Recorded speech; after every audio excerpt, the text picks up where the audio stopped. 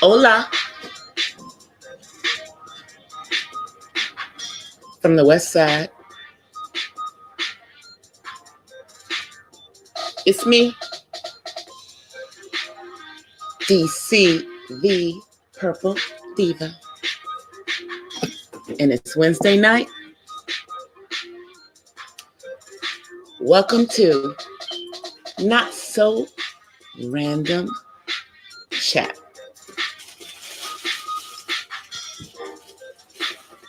When you get here, make sure you smash that like button. I hope everybody's week is going well. I hope everybody is having a wonderful Wednesday. It is a cool Wednesday here in Southern California. And before I get started, let's talk about what's going on today. So we're going to start with the fact that your boy Chris Brown, he had a yard sale today in the city of LA at his residence in the Tarzana community. Shouts out to Chris to having a yard sale and causing all that chaos up in Tarzana. I bet you his neighbors really like him nowadays. I mean, I don't know what he's doing. Maybe he's trying to clean up his image or something, you know? But I heard the stuff was very good stuff. And that people were getting it for a steal. Hey, vegan homeschooler. Happy Wednesday. Yeah, I'm up here talking about Mr. Chris Brown and his yard sale today out here in Cali. He posted his home address on his Instagram and had a yard sale until 7 o'clock tonight. It made the local news. And then it made the national entertainment news. So I don't know what he's trying to do. How you doing? How you doing though, vegan homeschooler? I hope things are going good for you. I'm glad you came through, girl.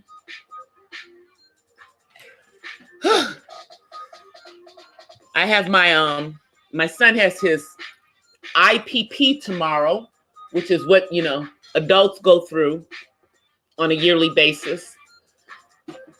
So we're going to be talking about some stuff that he needs to work on going forward so that he can eventually be an independent person.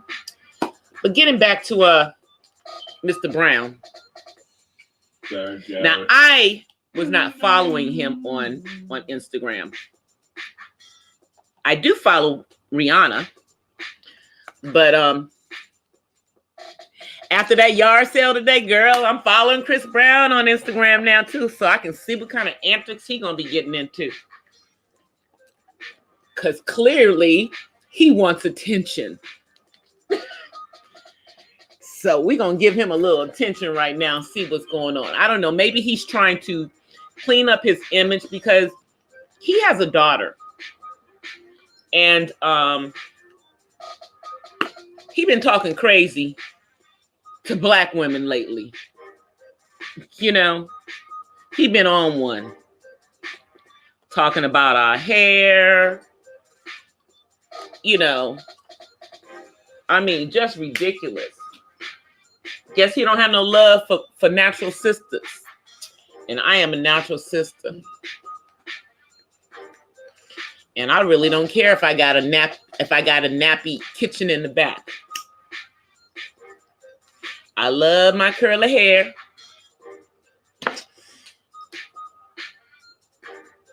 And It's a daggone shame that he dogs out his fans like that, because despite all the trash that dude has done in his little young life, Black people still like him. They still like him. He is so talented. But he made a major mistake by putting his hands on a woman. And since then, he just is on a I don't give a F, you know? Hey, Veronica. How are you, girl? Let me just say, Miss Veronica, your lives are blowing up. You have so many people in your lives. I got to learn how to do panels like you do.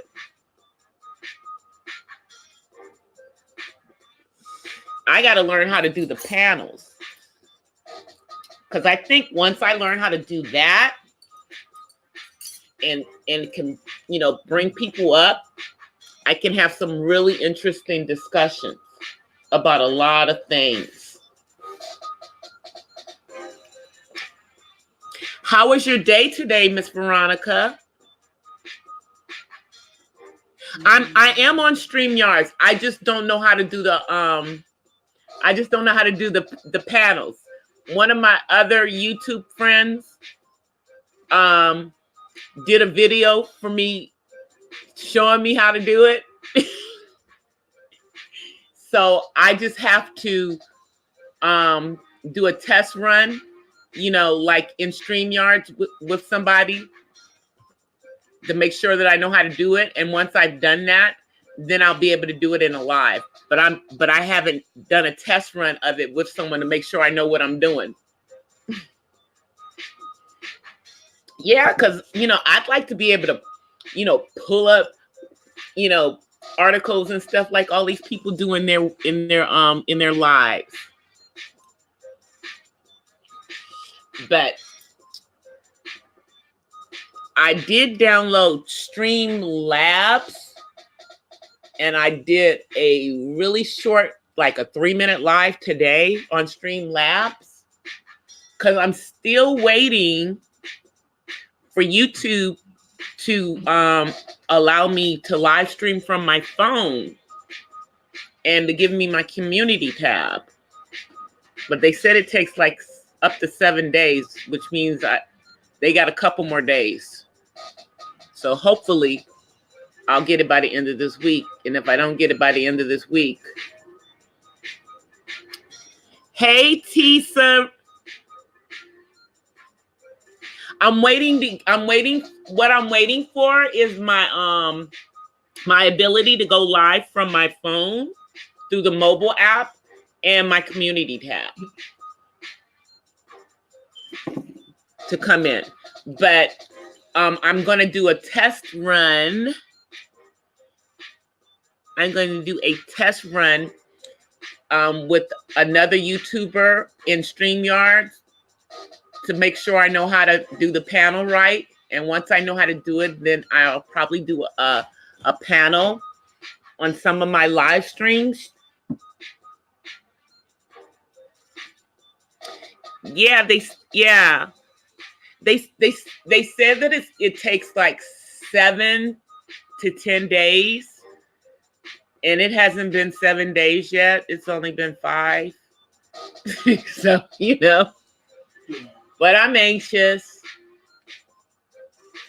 you know, and my 1K stuck. So, because I just feel like once I get the community tab really, then I'll be able to like post stuff about autism on a community tab and draw people in, you know, to look at my videos. But yeah, today Mr. Chris Brown had a yard sale. And they say he's supposed to continue the yard sale tomorrow. So if he does, I'm going to talk about it again tomorrow.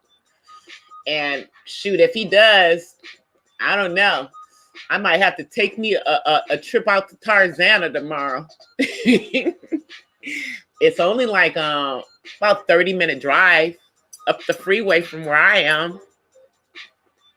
And homeboy has given out his address to the entire world.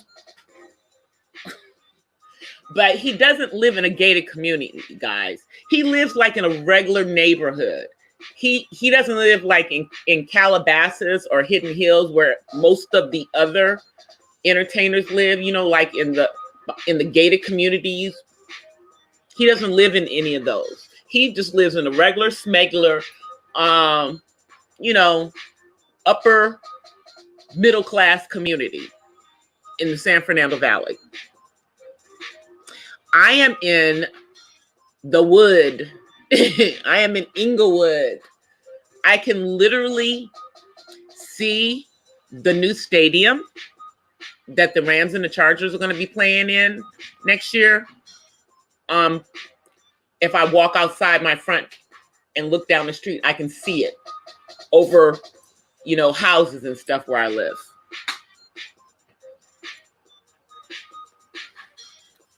Yep, I'm in the wood.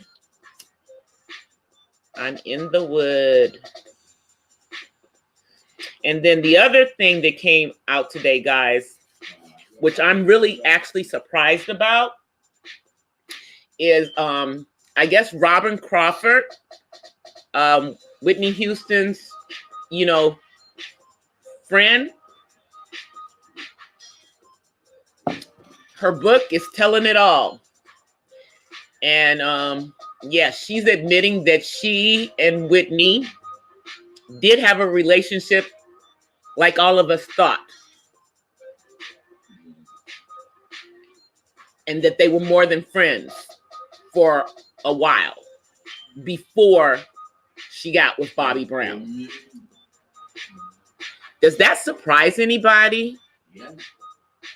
Does that surprise anybody? And I loved Whitney. I loved Whitney, and I don't even care, you know, because you know it is what it is.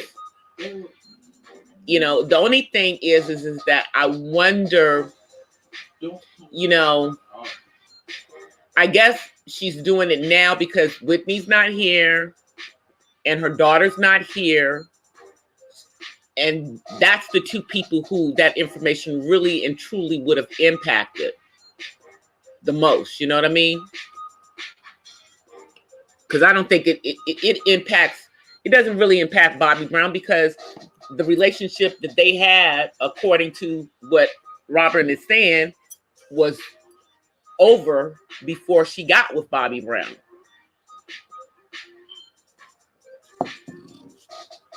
And that Whitney stopped the relationship. Hi, all things pinto beans. You finally made one of my lives. How are you? Hola, mi amigo. Hola. Hola. Thank you for coming. Yeah, I'm right now, I'm talking about Robin Crawford, Whitney Houston's friend, and her tell-all book that's coming out. And she's talking about the relationship that she had with Whitney Houston, and that they were more than friends. But I don't think anybody is really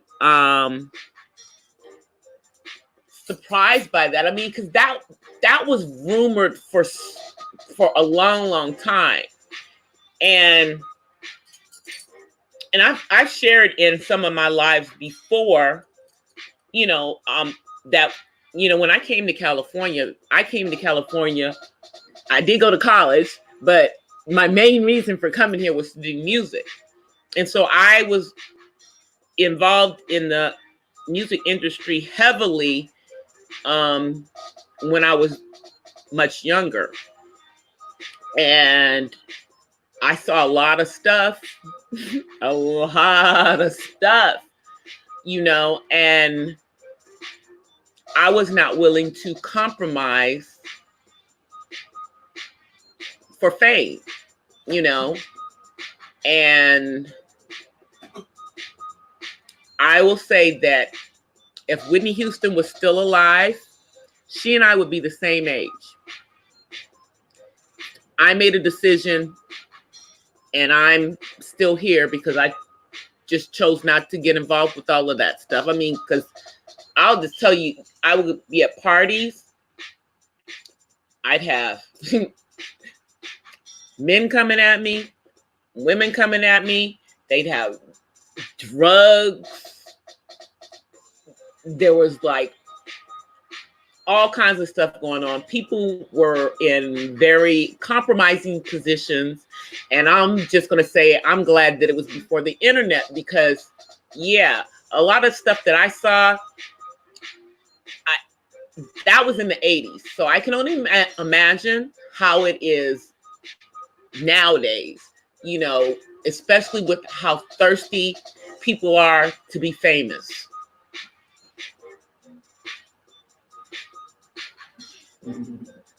Hey, Silks.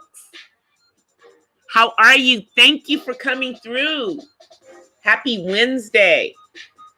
So I'm very interested in seeing what is in Robin's book. I'm sure, because the book is basically about her life with Whitney.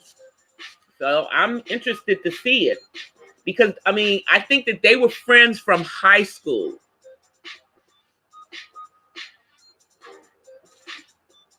And I think Whitney went to an all-girls Catholic high school. And that's where she knew Robin from. So I'm very interested in what's going to be in that book. And if they have an audio version of it, I think I want that one, because I'd like to hear her tell this story. And, you know, but one of my cousins was really, really good friends with Whitney. And I actually met Whitney a couple of times. But when I met her, I didn't meet her as Whitney. I met her as Nip. And that, because that's what my cousin would call her, you know, and that's what everybody in her circle called her. But my cousin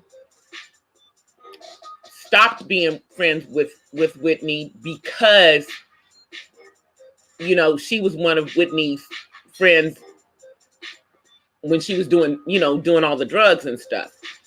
And my cousin stopped and got clean. So when she got clean, she couldn't be around her friend Nip, because Nip was still doing her thing at that time. And yeah, so I do know at least that part of her life was true, that she was really doing some crazy stuff as far as the drugs, you know. And I'm not surprised about the Robin part. It's just so sad to me, because that was such a talented, beautiful woman. And I think the only thing she really wanted to do was sing. But everything that she had to do just to sing was, yeah. They took her life away from her. She died way too young. Way too young. But hopefully Mr. Chris Brown is really on a tangent to change things in his life. But we shall see. We shall see. You know. And then folks are still talking about, hey, Big Flexi TV, enjoy Chit Chat. How are you? Guys, please don't forget to smash that like button. Kinks and Curls. Hey, girl, thanks for coming through. So the next thing I'm going to talk about is our friend Kanye West. So it appears, I don't know why it does that to me sometimes. Let's see. Our music went away again.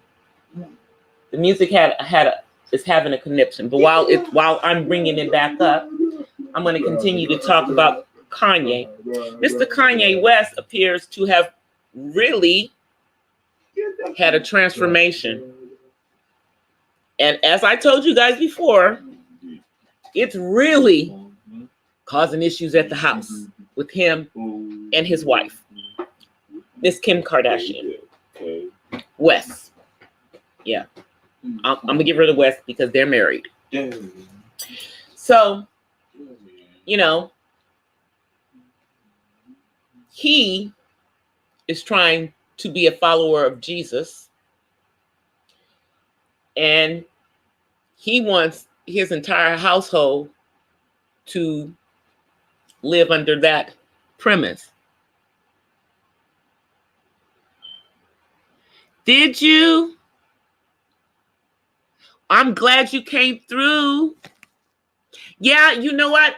I'm going to tell you, Silks BB, there have been some people that I know I subscribed to, and YouTube unsubscribed me to them. And it was like I would be in their lives and everything, and I still got unsubscribed to their channels, and I had to resubscribe to their channels. Yep, that's happened to me too. I don't know what it is, but YouTube seems to do that sometimes. And it's not right, especially on the legitimate, when you legitimately are subscribed to people's channels, because then you're missing stuff. But anyway, yeah, it looks like Mr. Kanye has he's really born again. And like I said before, what I know is that most people, when they become a born-again Christian, they become judgmental of everybody and everything, and they want everybody to toe the rod because that's how they feel it. Yeah, Kinks. YouTube unsubscribes people sometimes, because I was unsubscribed to somebody's channel to actually about 3 or 4 channels that I was subscribed to, and I had to resubscribe to them. I don't know how that happened, you know. And it wasn't like that they did it right away. It was like I had been subscribed to them for like at least a month before I got kicked off of their thing and had to resubscribe.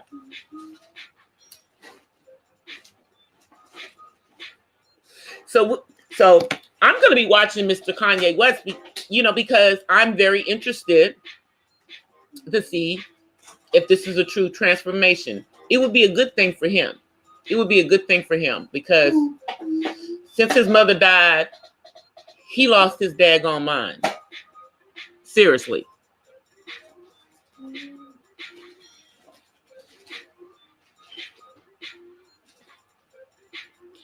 Man, Kris Jenner.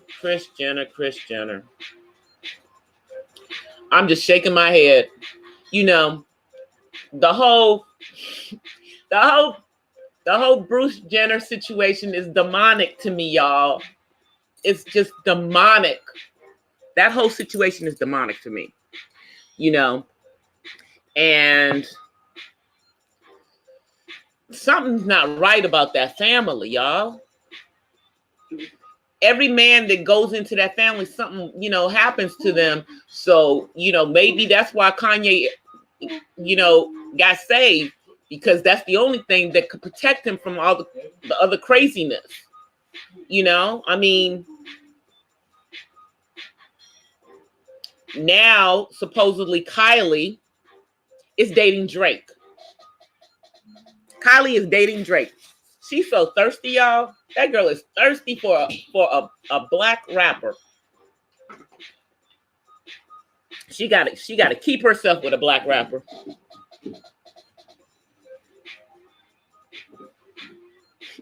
Yep. She is dating Drake, y'all. And you know, I all I can say is that the whole family is riding on how Kim got into you know, and basically through sex, you know, people seeing a sex tape of her that's still floating out there to this day. I know her husband really likes that part, you know, and I think that he thinks that because he's changed, that's going to change her. Y'all, that is not going to change her.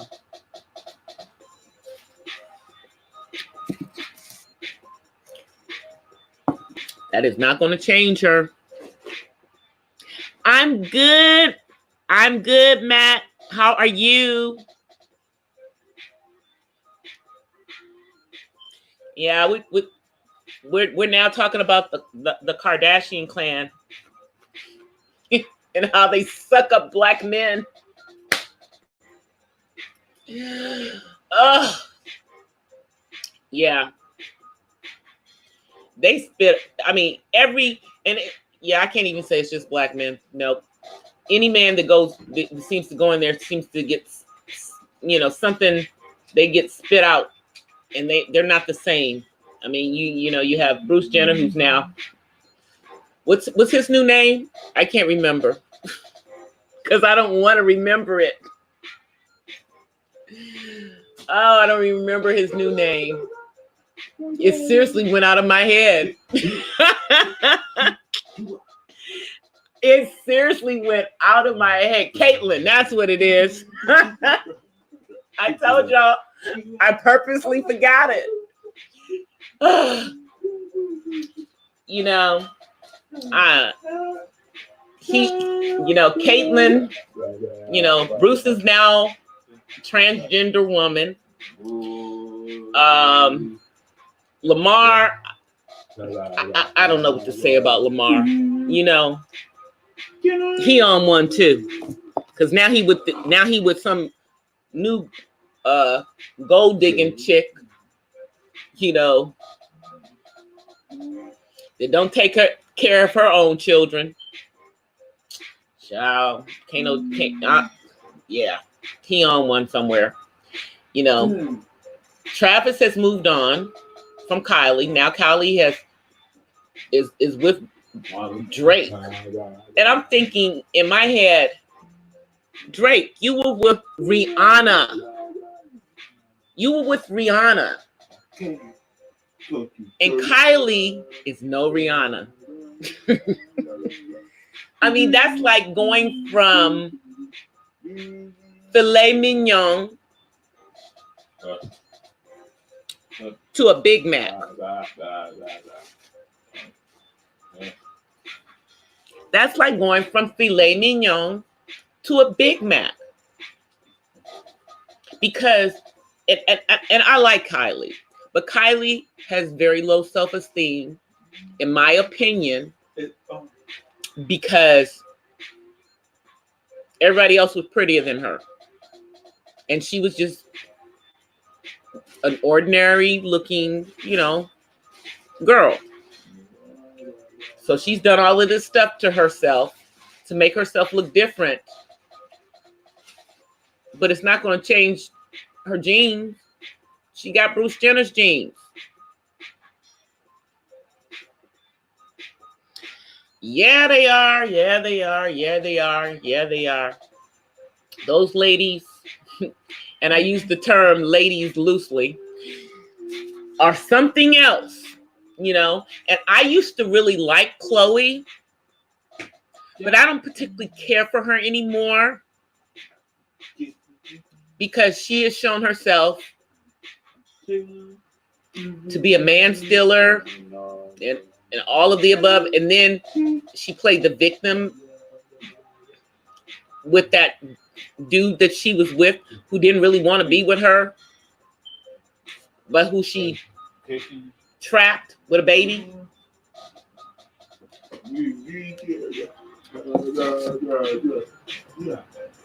You know?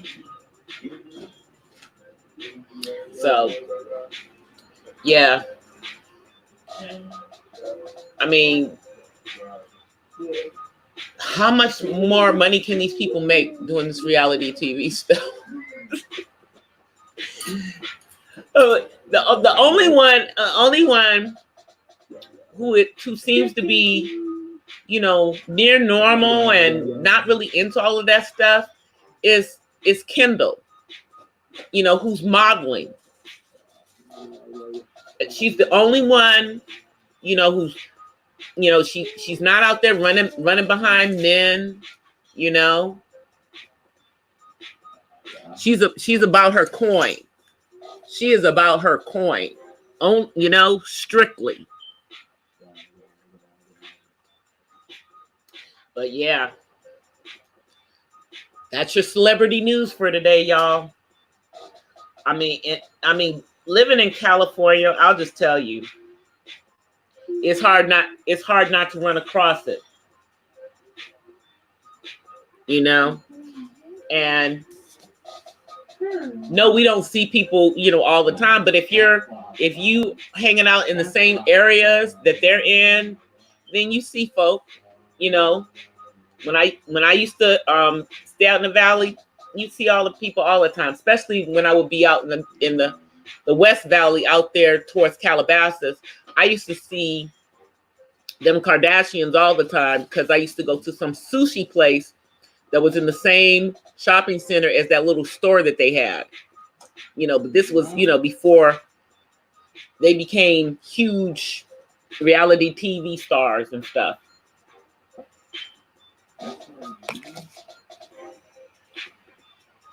Yeah, Ray J made them famous. And now they got more money than he will ever have. Ain't that something? But Ray J making him some money. With his electronic stuff, he keep it. Those his Raycon, those earbuds that he's selling. Yep, he making some good money off of that. So he's making some smart business moves, but he's still not gonna be making the kind of money those girls are making. Because hey, sex sells, and that's not what he's selling. But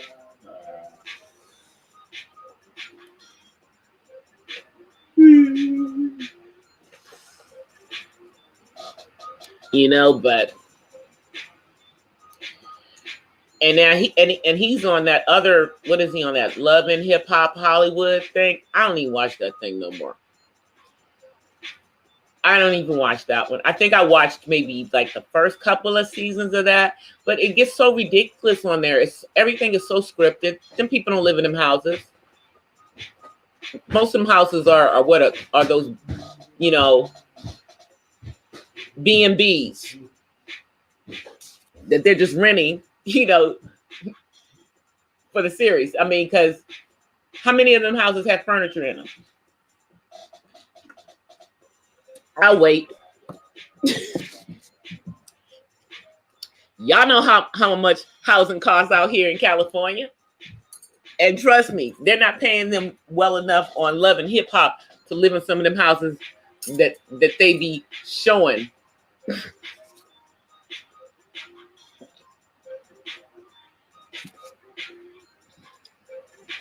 Yeah, they lease them. They'll lease them for the time that they're doing the show. They'll lease them for like a week so they can film. And then they go back to wherever the heck it is that they live. The apartment or, whatever, that they live in.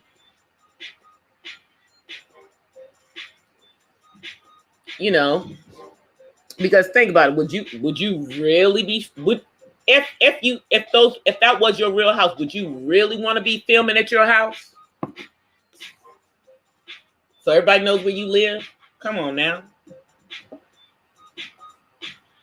But it's the same thing on some of them Real Housewives shows too.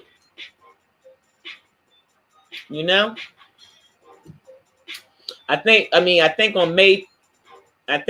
the Married to Medicine, I think most of them actually own their houses, because several of the ladies on there are doctors, and they're the ones who are pulling in the most money. Are you all things pinto beans? I'm in the wood. I am in the wood. I live very close to where the Rams and the Chargers' future home is.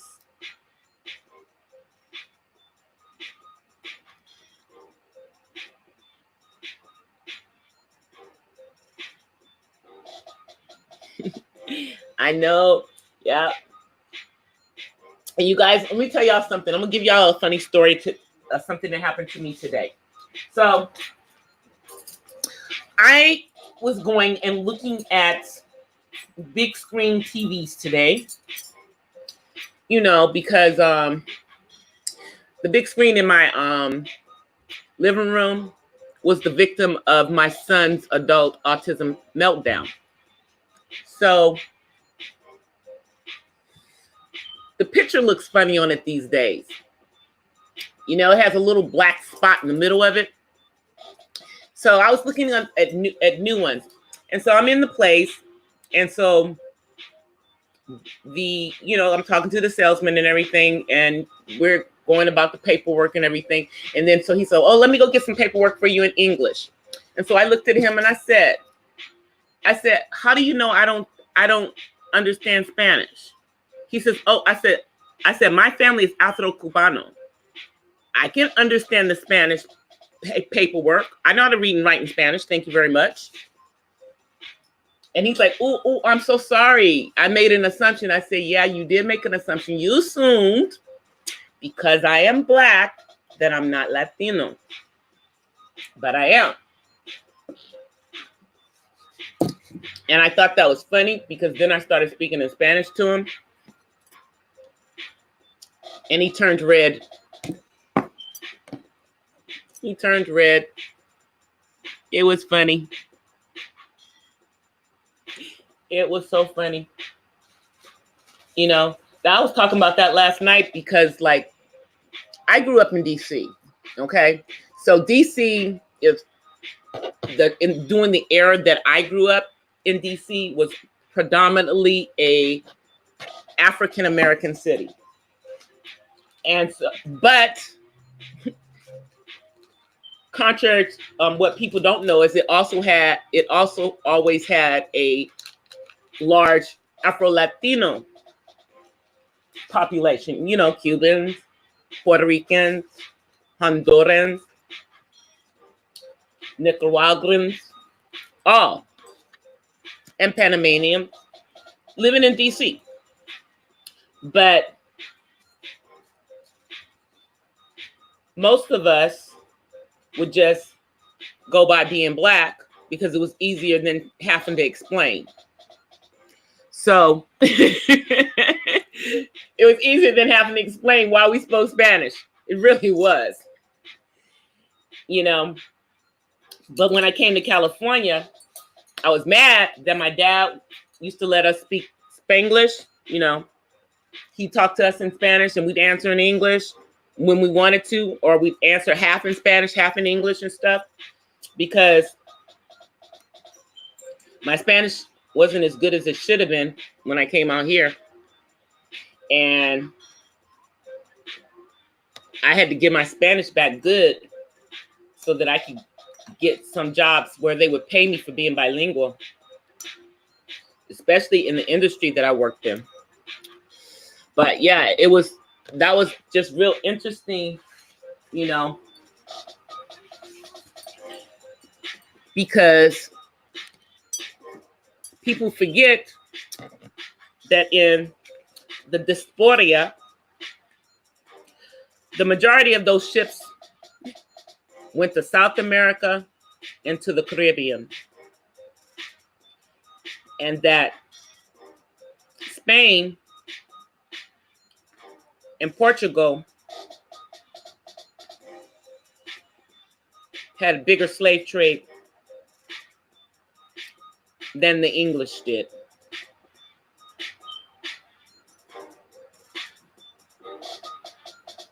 Hey, Flat Earth, I haven't seen you in a minute. I haven't seen you in a minute. Happy Wednesday. Thank you for coming through.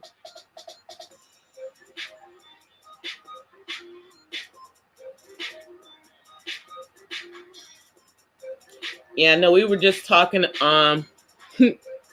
you know how we do over here, Flat Earth. How have you been? How have you been, Flat Earth?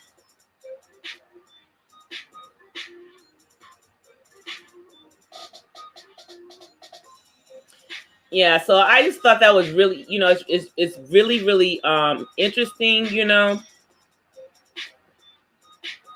that when you're Black and brown, people don't always notice. And then the wild thing is, as soon as they find out that you are Latina, oh yeah, you do, yeah, I can see it. You didn't see it 5 minutes ago. You didn't see it 5 minutes ago. You know? But, you know, my dad speaks fluent Spanish. And he can speak it so fast, make your head spin. I speak fluent Spanish when I'm drunk, LOL. And I don't drink, so not like that anyway. not good, not enough to ever speak Spanish like that again. But I speak enough. But yeah, that was something that funny that happened today. I thought that was really, really funny. Hey, have you guys been watching The Masked Singer? Has anybody been watching The Masked Singer? Because how many of us, if you've been watching The Masked Singer, you know, then y'all know, like last season, Gladys Knight was on there. Well, this season, one of the Masked Singers is Miss Patti LaBelle. And every time she sings, there's no way she can't even disguise her voice. But yeah, she's been on there.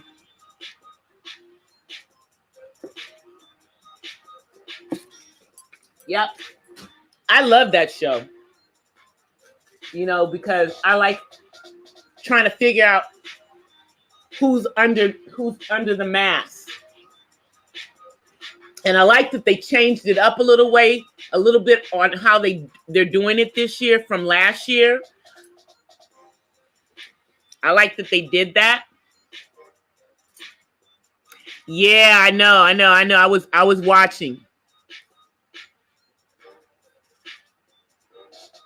I had been doing spoiler alerts and stuff on my Facebook, but my friends on the West Coast would be mad at me because I would watch the East Coast version of it. I watched it when the East Coast sees it earlier, because when it's on the West Coast, I'm doing my show. I'm on live stream for like the last 30 minutes of it. So yeah, I don't watch a lot of TV. But I do like that show. I like the music shows. I like the Songland show, The Voice, and I like The Masked Singer. And then there was a show that was on Netflix that was a rapping competition that I've been watching. I'm waiting for the finals of it to come up because I think that my one of my friend's son is going to win that, and that's going to be so good if he wins, because his brother is already blowing up.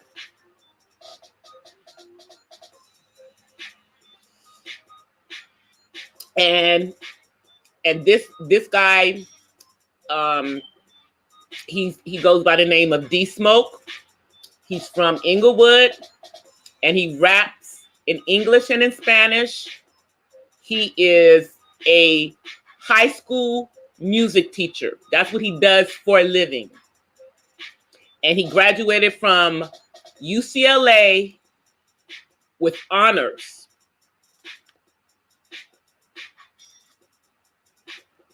But yeah, it's a show that's on Netflix about rapping, and the judges are Cardi B,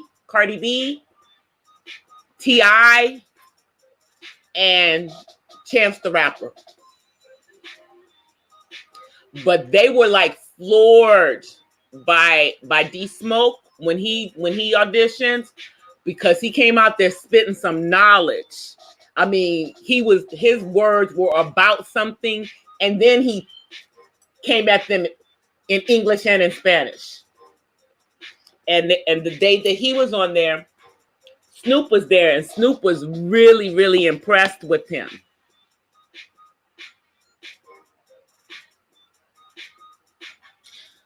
Bohemian Grove. No, I haven't.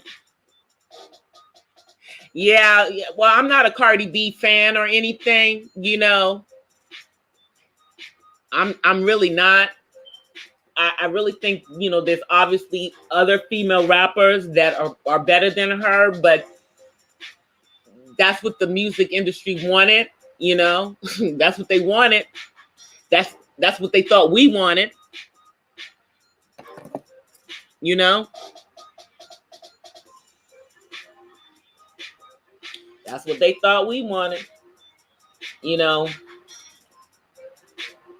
I truly was shocked that she went from loving hip hop and then blew up like that. I was just like, what's wrong with people's musical taste? Now, I like a couple of her songs. Don't get me wrong, but I like a couple of her songs. You know what I'm saying? And the chick has she even done a full tour? You know, because you need a tour to actually make money. I'm just saying.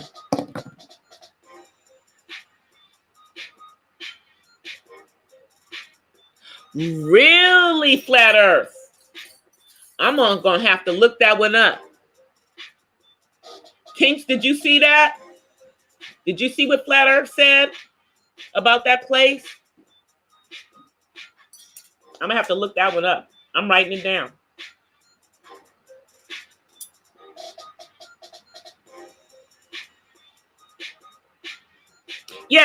Yeah, absolutely, Matt. You know, and I'm not saying she doesn't have any talent, but she's not the most talented. Okay, you know, but you know, I think that they you know, and not that I'm a Nicki Minaj fan by any means, but I think that, you know, that was a move to push, you know, Nicki out of the way.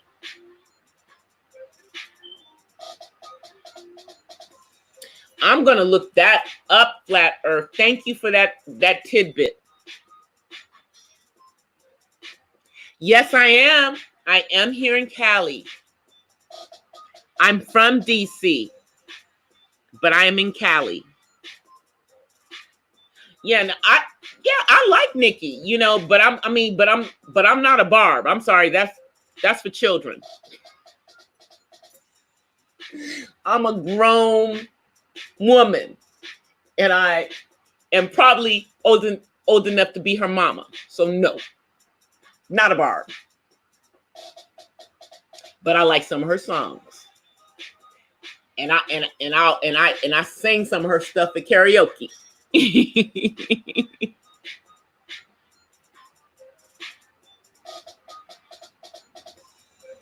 Yes, Silks. I'm in the LA area. Oh, Alex Jones. I watch his stuff. I do. I watch his stuff.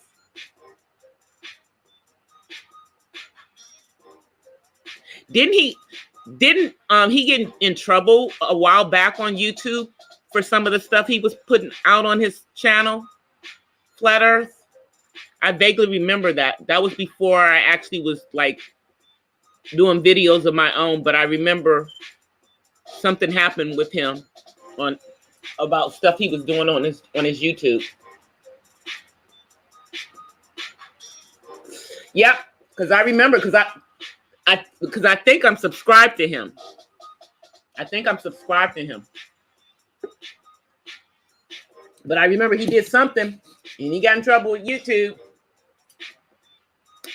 You know, because they didn't want him saying whatever it was he was saying.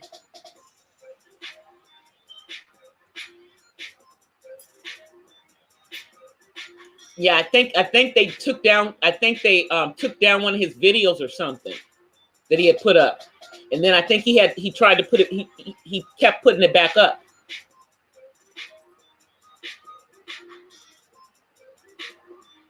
Yeah, I like hip hop. You know, I like good hip hop. You know, I'm not into the ones who have no originality, have no lyricism. You know, say something. You know, don't just give me do something like panda, panda, panda, panda, panda, panda, panda, panda. You know, that kind of stuff.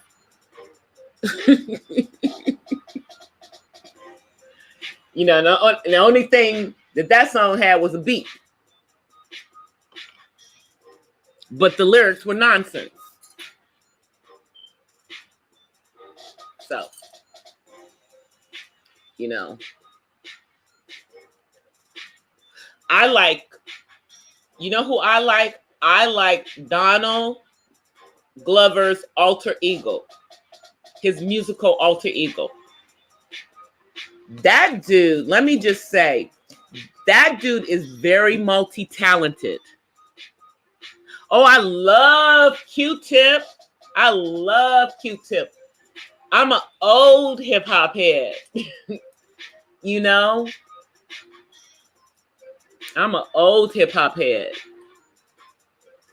Tribe Called Quest, De La Soul, Public Enemy, Wu-Tang Gang.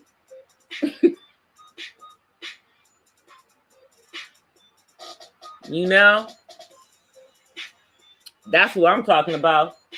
And, you know, like things I enjoyed, one of the things that I enjoyed was that cypher that Ice Cube did with Run. And they had their sons with them. You know? But they just basically, you know, got up there and show, hey, you know, we got fire. We still got fire. This is our fire. You know, it's like, you know, we don't get out here and do this on a regular basis. But just in case you forgot, let me give you some.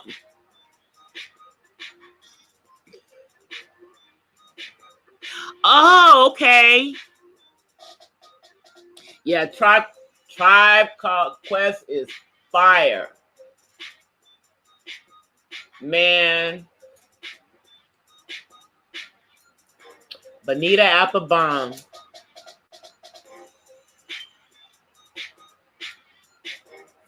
Bonita.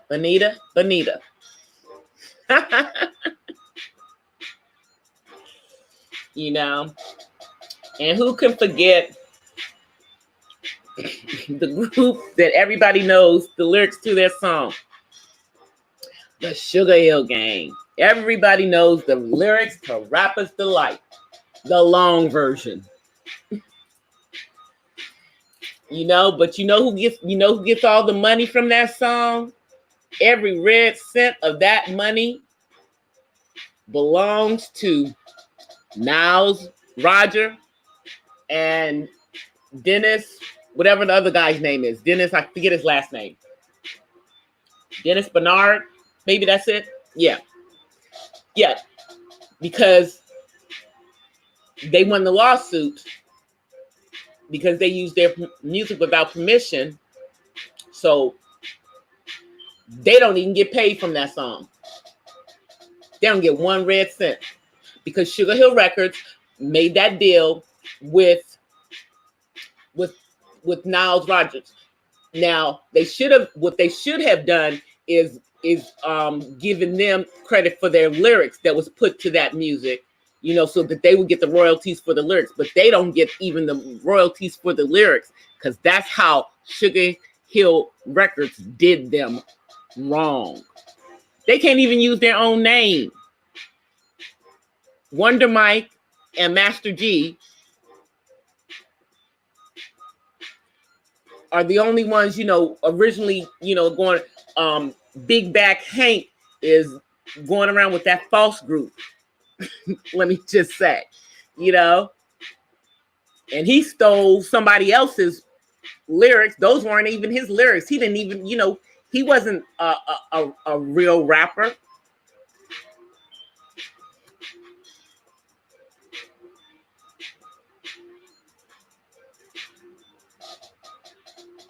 What?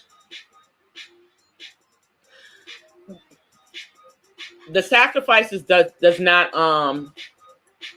surprise me. You know, I was talking about, children being abducted around All Hallows Eve.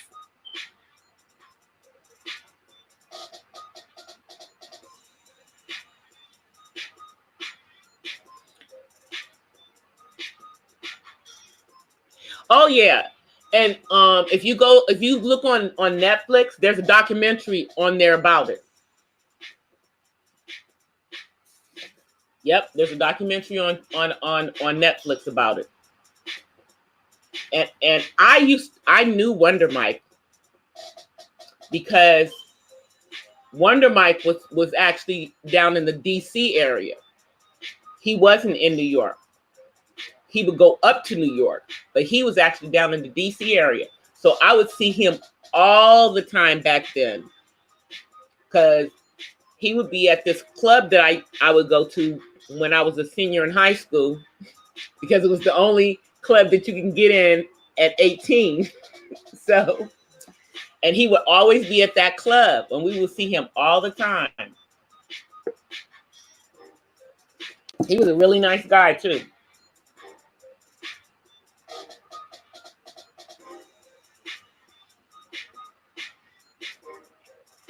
No. I'm talking about that documentary about Sugar Hill Gang is on Netflix. Flat Earth. Not about what you're talking about. No, on that I am going to look on YouTube.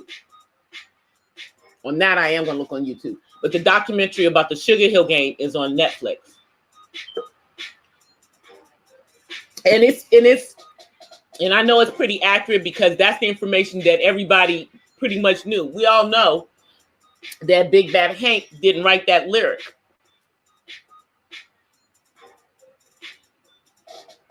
It was DJ Kaz. DJ Kaz, C-A-Z, look it up. That was his lyrics that Big Bad Hank said.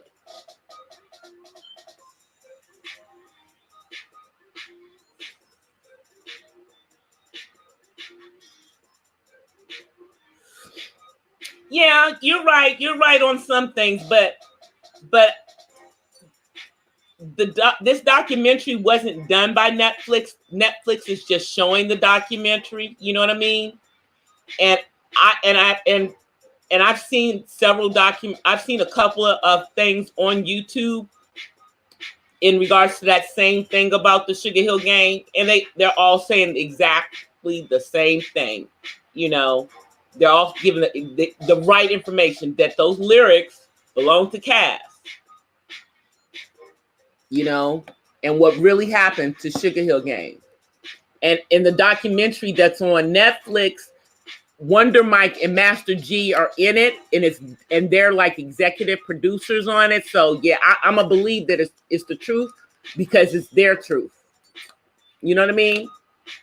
It's their truth.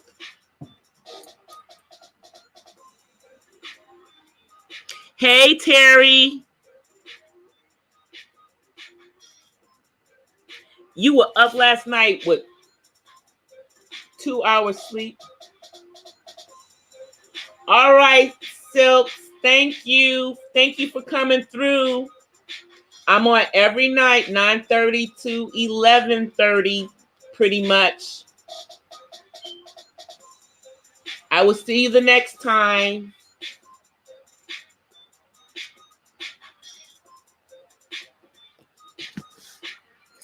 I'm glad you came on through.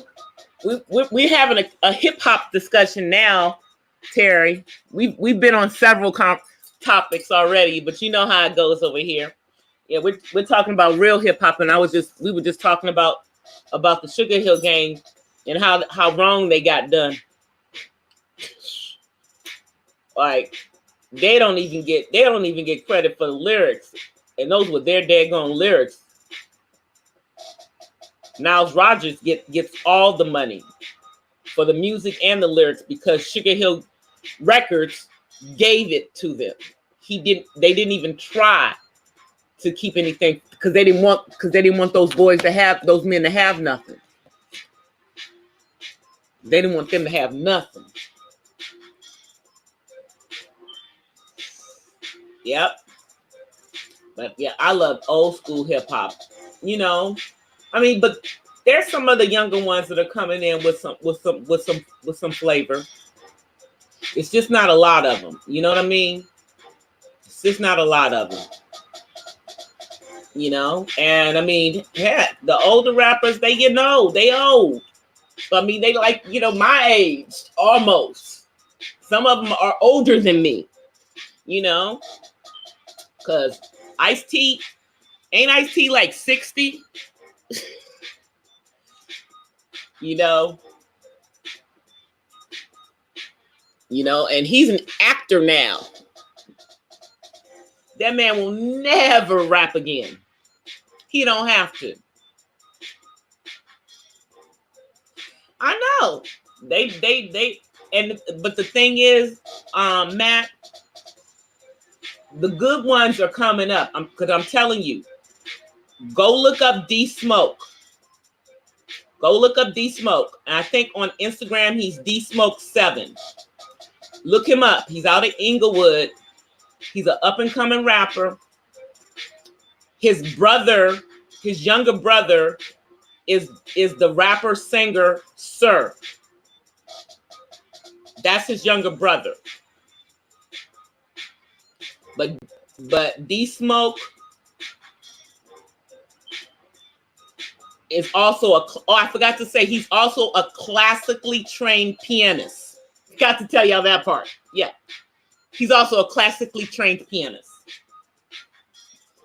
And all three, him and his brothers, they all can sing, but he's fire when it comes to his lyrics. But check him out. I'm telling you. Check him out. He's on YouTube too. D Smoke. He's I think he's 32. I think he's like 32. Yeah, because I think his younger brother, Sir, just made 30. So I think he's like 32 because they're close in age. Yep.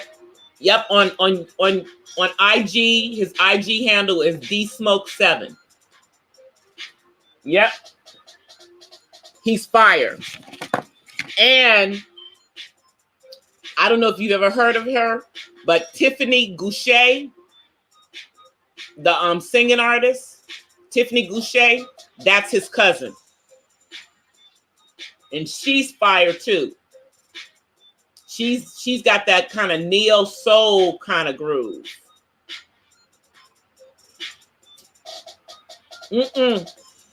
D Smoke does not mumble. His lyrics are clear because he's a teacher.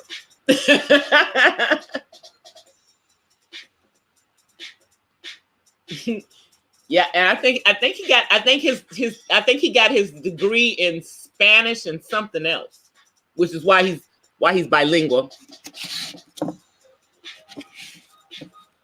But he's a music teacher, I think I want to say Morningside, either at Morningside or Inglewood, one of those two schools.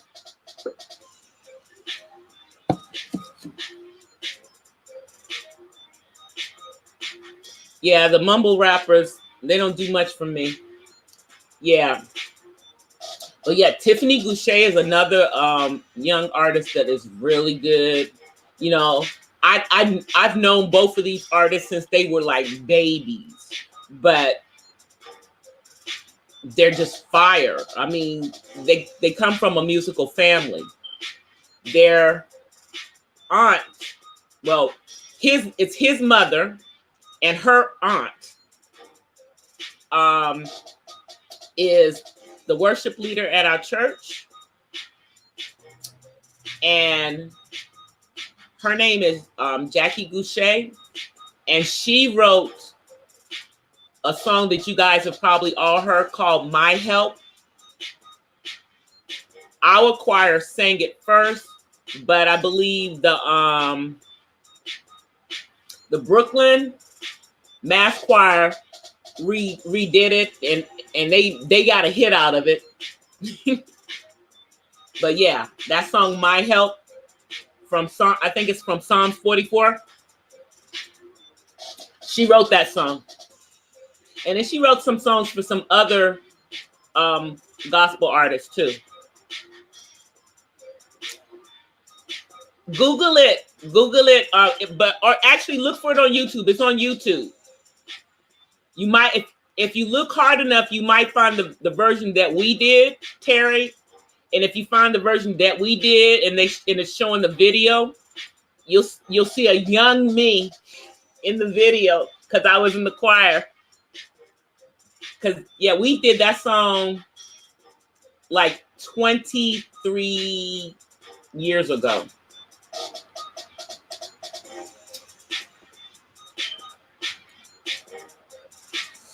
It's a good song.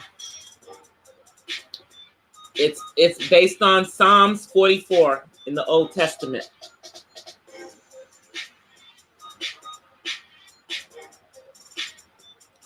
But yeah, I mean, like I said, there are some good artists out there.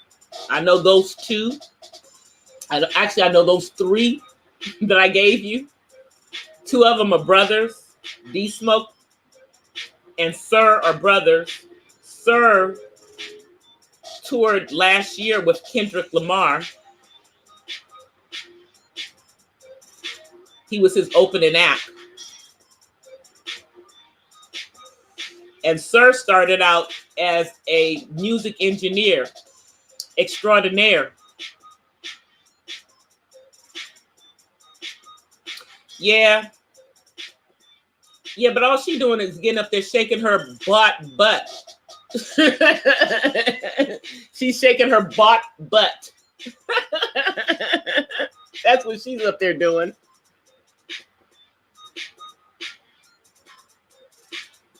Yeah.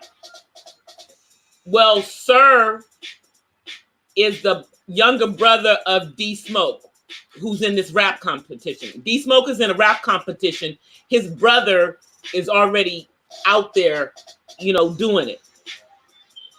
Because his younger brother was like doing all of this engineering, because that's what he went to school for, to be a recording engineer. Because he was just gonna stay behind the scenes, because he wasn't gonna even try to get out there and everything. But that's not what God had for him. Because he was engineering for Jill Scott, and she started talking about him, and that's how he hooked up with Kendrick Lamar, because he's here in LA. You are too funny for me, Matt. Tell us how you really feel.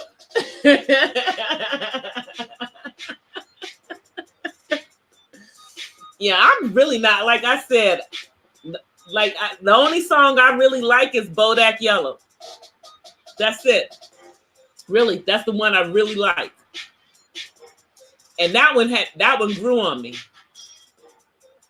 That one grew on me, I mean, they played it into the ground. But now I like Lizzo. I like Lizzo because I am also a flautist. And I love that girl getting up there with her flute and just going. I love that. And she, I mean, hey, she's a big girl, but she's not ashamed of the fact that she's a big girl. She's playing on the fact that she's a big girl because, she wasn't getting anywhere. Really, people were not really paying attention to her because she was a big girl. But I like Lizzo. She's talented. She's a true musician.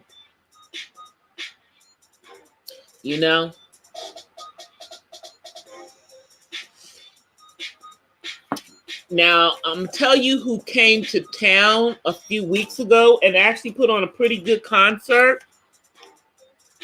Lauryn Hill. She came to LA and was at the Hollywood Bowl with her.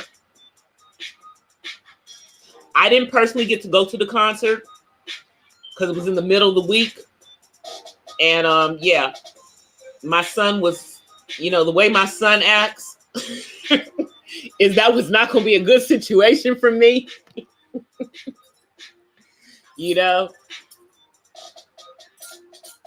And so, but I have a few friends that went and they said that Lauryn did a really, really good job. I love Lauryn Hill. I hope she comes back, because that's somebody that the industry, yeah, they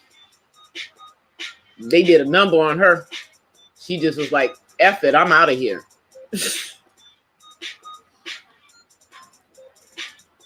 Yep, Lizzo is cute. She's a pretty girl. She's very pretty.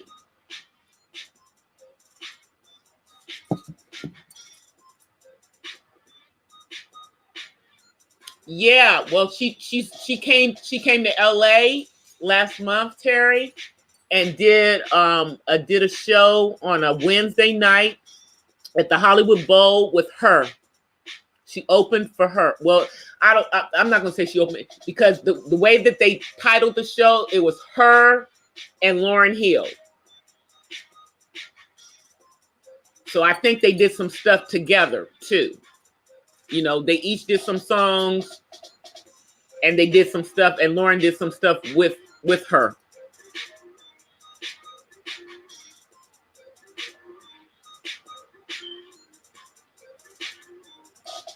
Yeah. Yeah. I mean, back in the day, Lauryn, people questioned her talent when she did all of that work on that album and everything. And she won the Grammy and everything, and still there was no, they still were just messing with her. I mean, I still remember that, and I have it somewhere around here, that MTV Unplugged, when we watched her and it looked like she was having a nervous breakdown and going through it as she was doing the MTV Unplugged thing. Y'all remember when MTV used to have those unplugs? They don't do that anymore. That used to be so cool. That's something that's lacking these days.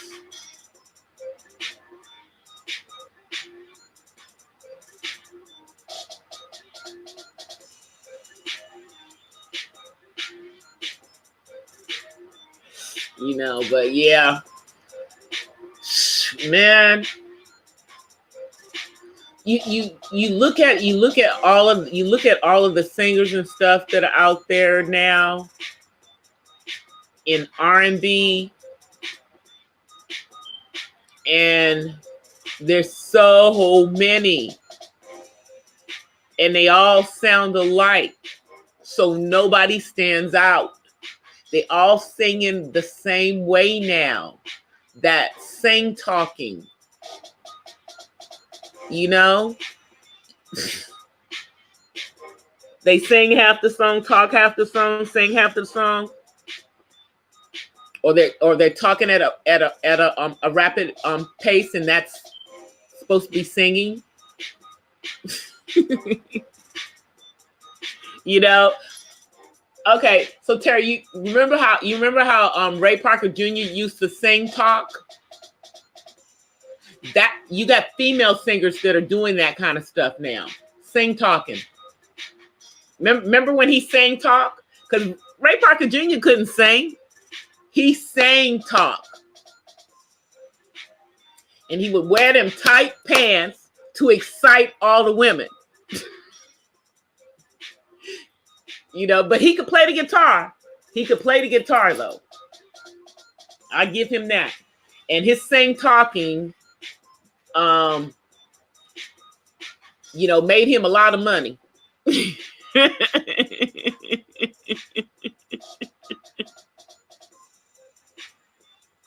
Hey, Sparks.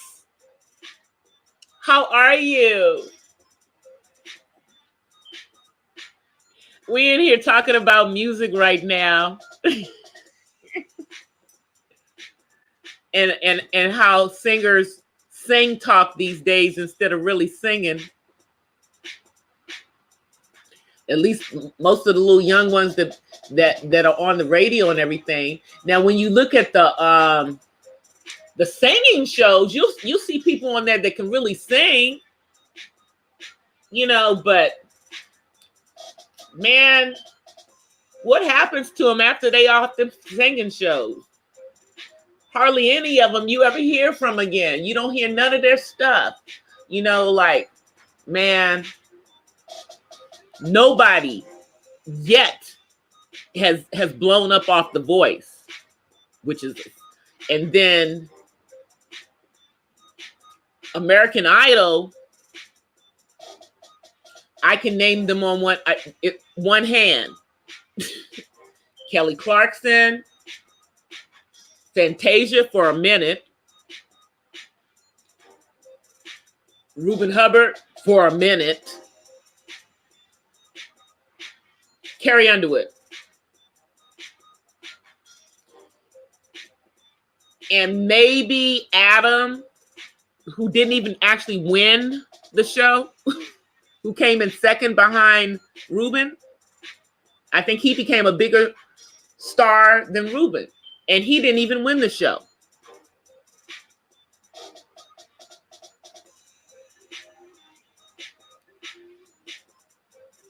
Oh, why did they dog her out? Terry, I think, I'm going to be honest with you, my personal feelings is because she didn't do what they wanted her to do. And they were mad at her for having her baby.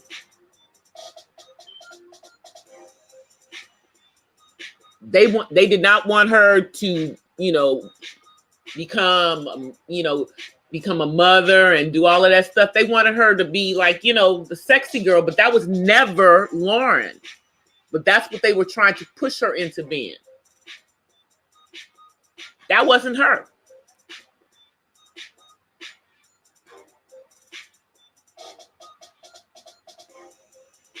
You know?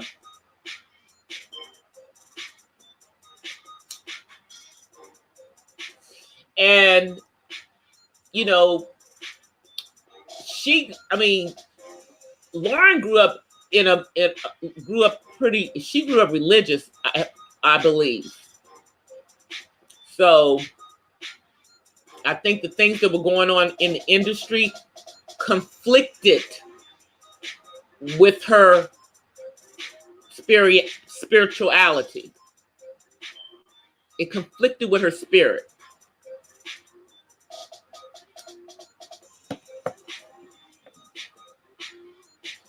She's got a beautiful voice. She's a beautiful alto voice. Beautiful. And it's just, she has a raw and gritty voice. Because see, people forget, Lauren was out there, you know, around when all of this was, when Mary was big and all of that stuff, and she could sing circles around all these other people. Plus, she was writing, and she was a writer.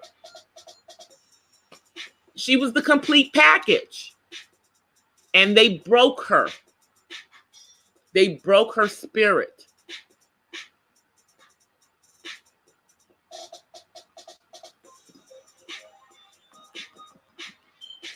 Well, she was with one of the Marleys. She was with Rohan, who's not part of the group with Ziggy. She was with Rohan, and she got a bunch of kids by Rohan. Yeah, the one she was with was the brother that went to a school in Florida, and he played football. He played football. He was the only one who wasn't doing music. And I still don't think he's doing music.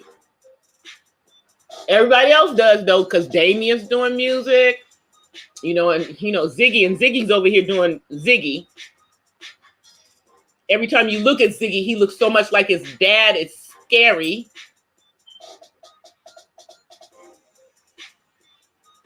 Yeah, that was part of the thing. They couldn't believe that this girl wrote all those songs herself. She wrote that stuff herself on that album.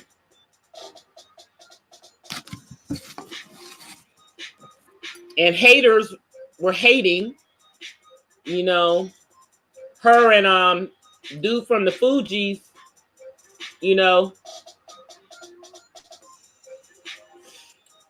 had a thing going on back then too. Which was part of the reasons why the Fugees broke up.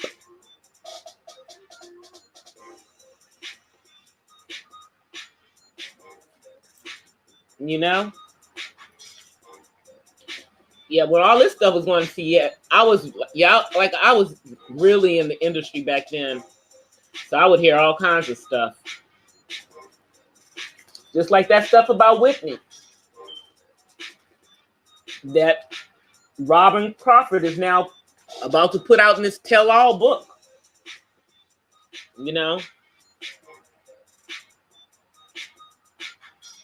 Because people thought that was part of the reason why Whitney got married, was to dispel all the rumors about her and Robin. And, people thought that she married, Bobby to hide that. But that's not what really happened, because stuff between her and Robin, according to Robin, was already over at that point, because Whitney had stopped it because of how people would perceive them.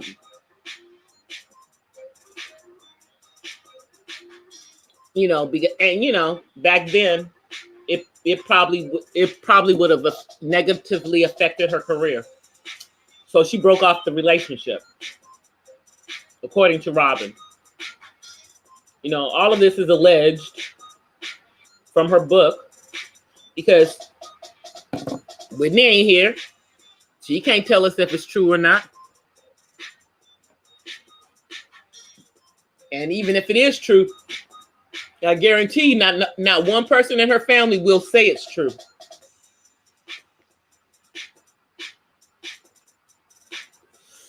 Because that would not benefit them at all.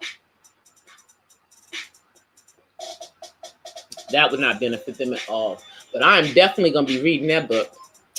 I'm going to be reading that book because I'm nosy, and because I am a Whitney Houston fan. I loved Whitney. I mean, that's it, and that's my vocal range. So I sing a lot of Whitney stuff and can sing it well, but not as well as she could.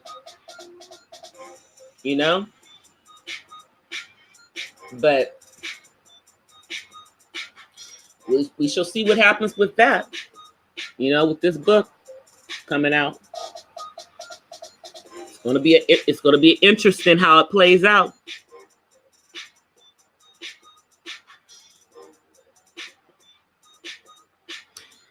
Supposedly, well, here's the thing. Okay, if Cardi B is writing I promise you that she is co-writing and somebody else is doing the writing for her. You know what I mean?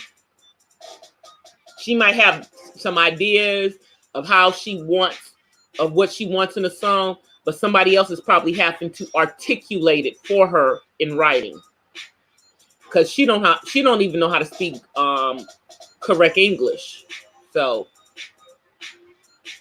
I don't see how she's able to complete a sentence. But that's just me.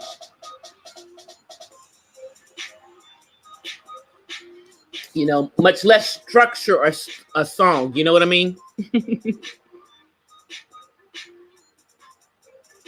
That's what I'm saying. That's what I'm saying, vegan homeschooler. That's what I'm saying. And it's not uncommon for them to give credit to the artist as a co-writer on the song so that they can make a little money. It's not uncommon.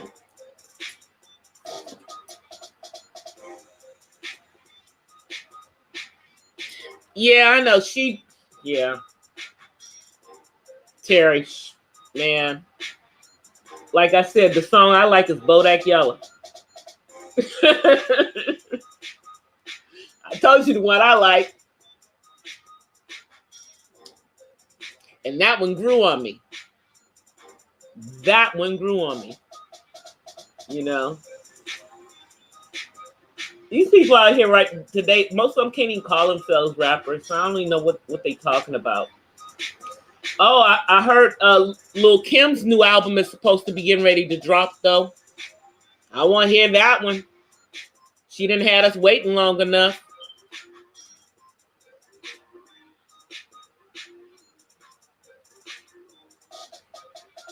Yeah, Terry, they did give a Grammy, but anyway.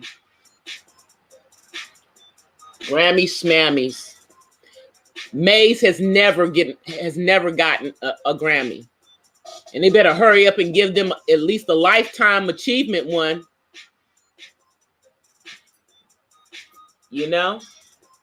As good as Maze is, they've never got a Grammy. Ever.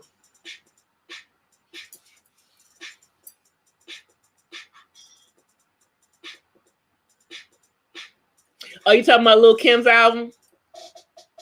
She put the album out to spite Nicki? I don't know. Didn't Nicki say she's retired? Didn't Nicki Minaj say she has retired?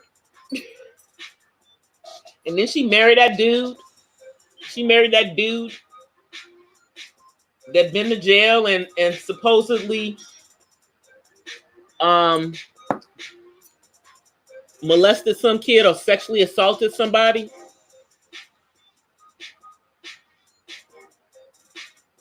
Yeah, I'd agree with that, vegan homeschooler. I'd agree with that. I mean, shoot, I miss groups like Diggable Planets. A nickel bag of funk. A nickel bag of funk. Nickel bag. Digital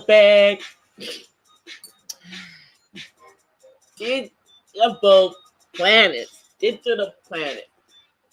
Now they were ahead of their time, taking jazz and rap and fusing it together.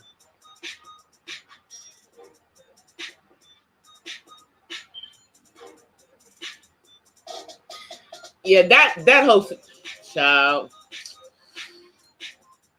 Them people, I'm sure they're wishing they hadn't done that with Cardi B, because you see how she done acted since then.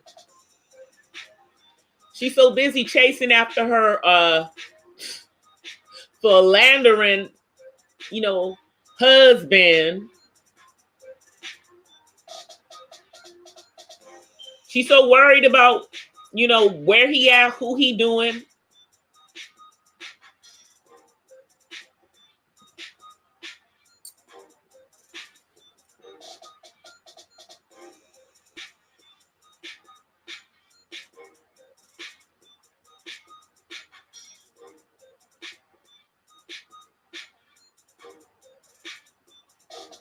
That's what they're saying. They're saying something about, yeah, about the dude that Nikki married,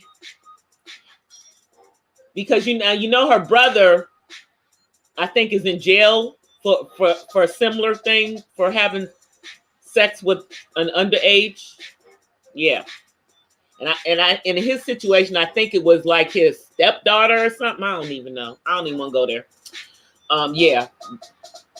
Because I'm gonna have to age restrict this. I'm gonna have to age restrict this live stream as it is. I was like, but yeah, I don't know. Yep, but she married the dude.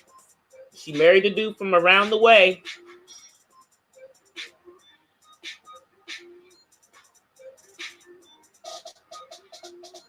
Man, don't nobody want to go see Cardi B.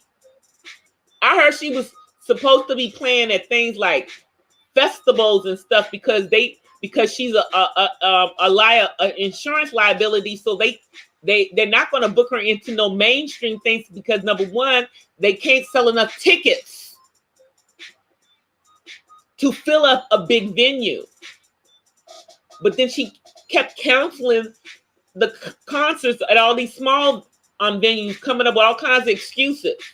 Her foot swollen, this, and then who goes and gets surgery, augmentation surgery, right before you're supposed to go on tour? Who does that stuff? Who does that crazy stuff?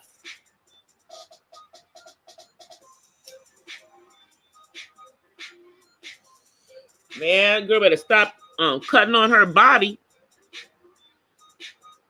Carnival cruises, you stop it. Yeah, that might be where she gonna be in a minute if she don't,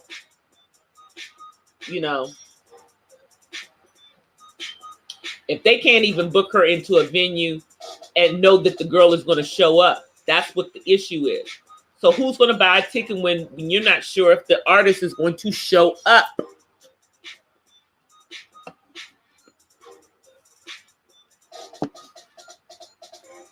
Yep.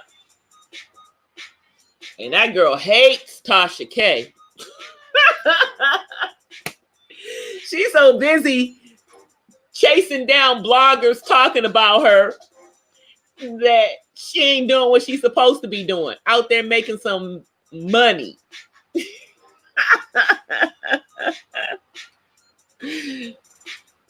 Ciao. All she did is help Tasha K and all the other bloggers that was talking about her come up on her. Because she's such an easy target. She's always watching what's in the blogs. She's always watching. And what she don't know is, don't nobody care about her. Ain't nobody thinking about her. And, she's another one of them ones who try to say they black. And we all know that Dominicans never claim being of African descent. They say they're Dominican. So, if you're Dominican, girl. Stay there. Live with that part. Be like everybody else is Dominican. We're not asking you to be black. We don't want to claim you. You just trying to say that because them foolish people gave you a BET award.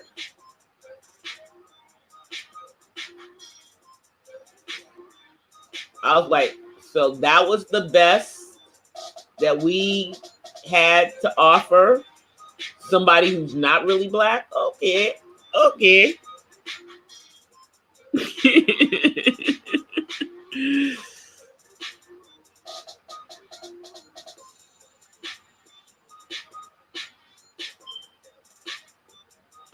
Oh yeah, Terry, I'm definitely Tasha, and I follow that dude that she brought in, Storm, too. He's hilarious. Woo! Man, he be giving out prescriptions for days. He cracks me up. And yeah. Well, and then, you know, all that stuff that's going on in Atlanta. I don't have to watch any of the TV shows. I just wait for Tasha to talk about it to find out what's happening.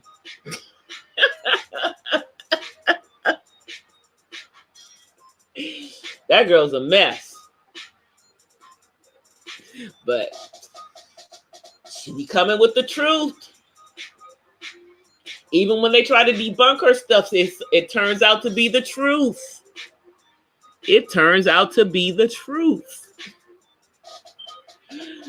Oh, these people so messy. They so messy on these scripted TV shows.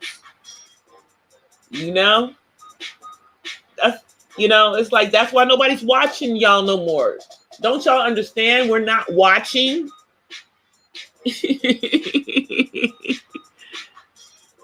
Yes, Storm Monroe. Yep, that's the one. Brother just got his MBA. He just got an MBA behind his name. So I'm not mad at him at all.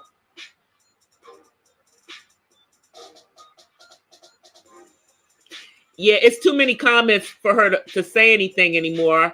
I miss when she used to be able to comment on everything. You know what I mean? That's why I'm glad that Jovi Beauty still hasn't gotten too big. You know, she can still comment on stuff. And Storm still comments on his, he still comments on comments in his too. Because he's still small enough. But shoot, Tasha K, she need to get an assistant to answer her comments. That's what she needs to do. She needs to get an assistant. You know, but I'm proud of her. Because I've been with her since she was a much smaller channel. I was like, and then I think she said that she was on the opening episode of Atlanta Housewives. So I might watch it just so I can see Tasha on there. I might watch it I might give them a view just so I can see Tasha on there. But I'm sure I can probably find the full episode somewhere on YouTube. Because Bravo usually posts their stuff. They're not like VH1. VH1 don't never post their stuff. That's why don't nobody watch their little love and hip hop stuff. Because if we can't watch for free, we not watching them. Why would we watch that foolishness and pay for it? Give me a break. Nobody wants to pay to watch the foolishness. But Bravo posts the episodes of the housewife things and Married to Medicine to their channel. I subscribe to it, so it should be up probably, maybe by now. I just haven't checked, but it should be up.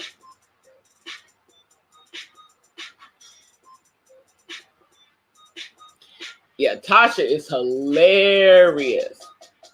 She is hilarious. And I like her because she's real. She's just being herself.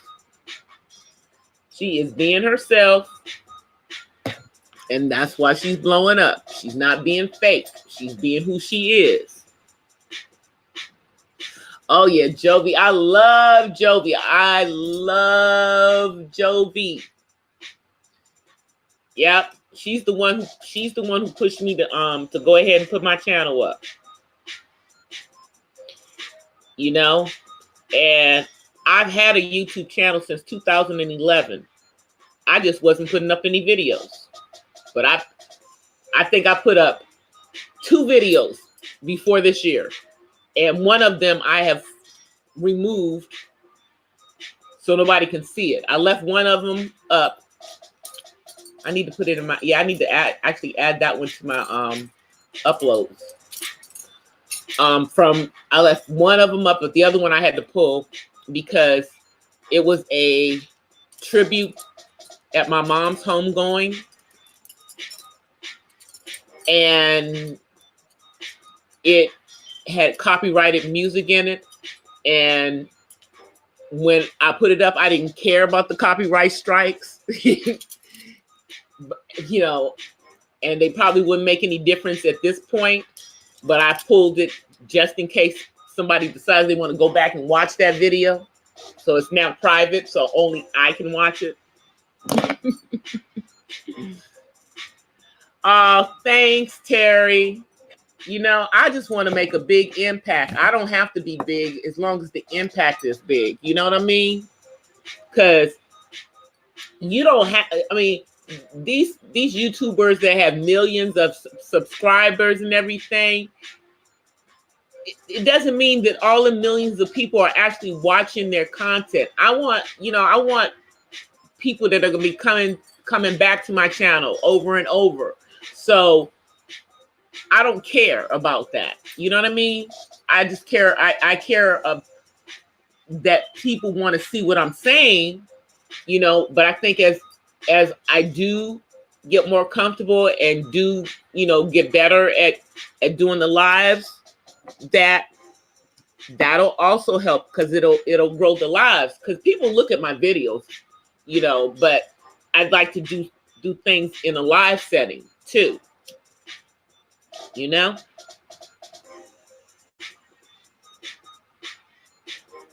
I know, Matt, I know. That's why I love her so much. That's my girl. I told her that if I started a channel this year, that my goal is to make my channel big enough that I can go to VidCon next year, because VidCon is right here in California, and it's literally down the freeway, because they do it in Anaheim. Because I guess YouTube has its biggest headquarters here in the LA area, and when I become big enough, you know, and I'm monetized, then I guess I'll be able to go into, you know, to the lounge that they have there, and at that place. But you can't go there until you're big enough, and I'm not there yet. But I'm doing my best, because there really is not. There's less than 20 channels on YouTube that talk about autism. I'd say about 40% of them, no, about 60% of them are run by actual people on the spectrum who are adults. And then about 40% are parents like me. But myself, I think there's only 3 that are Black or brown. Everybody else is Caucasian. And I need to put a color on it, because our kids are affected more severely. And like I keep saying, even though they don't want to admit it, the bundling of the vaccines is what makes our children, our boys, our boys more susceptible. And it's not just here in the United States, because they bundle the vaccines in Africa too, obviously, because we don't even know how many have it over there. But the thing we do know is that even though in those remote communities, they're doing all of these vaccinations to make sure that their kids don't get stuff either. You know, so you just have to wonder. The thing is that They know that it causes that it can cause it in Hispanic and Black males at a higher rate. The CDC knows it. And yet, as far as we know, they've never done any further research on it. But who knows? They may be doing the research as the numbers are amassing, you know? But you have to wonder what component in those shots would affect our children more than it would affect white people. You have to wonder, what is it? And, and why? Hey, Toya. Thank you for coming in. Girl, we've been laughing about a whole bunch of stuff all night. And now, of course, we came back around to autism. That's where I was just talking about the vaccines.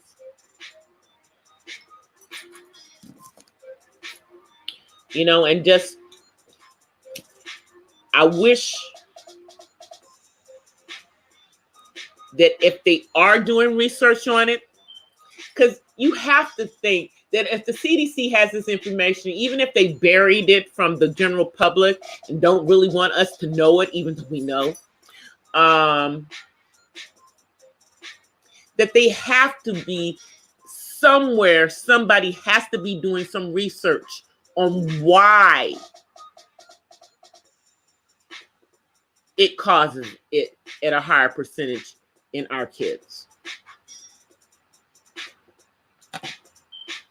Because I know they want to know. Because that would enable them to maybe purposely put a child at risk for being autistic.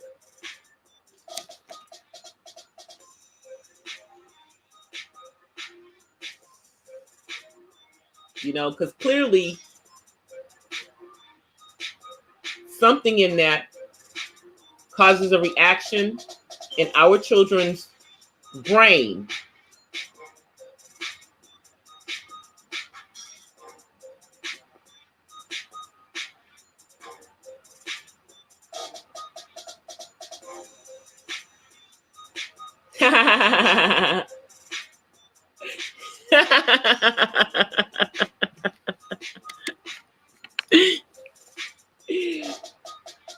Yeah, I got my bubbly ginger ale. I got my bubbly ginger ale. Shoot. I'm trying to decide. Hey, Soul. How are you?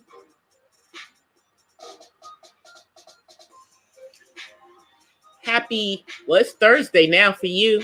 Happy Thursday. Is it still cold in Georgia? So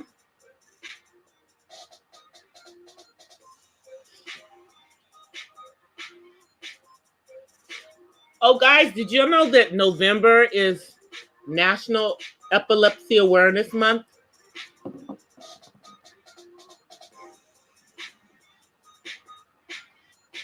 I'm good, so I'm good. I tried Streamlabs today, so for 3 minutes. For 3 minutes, I was on Streamlabs. I got on my phone and just tried to do it on there because I'm still waiting for YouTube to let me stream from my phone through the mobile app.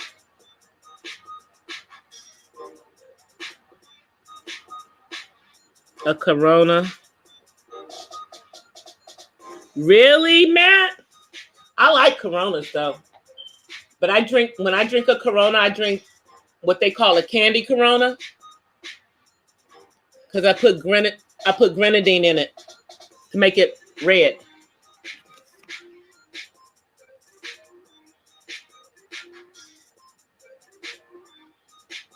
Woo! I'll be right back, guys. You're gonna hear the music for a second. I gotta go check on my son. He's calling me, even though y'all can't hear him.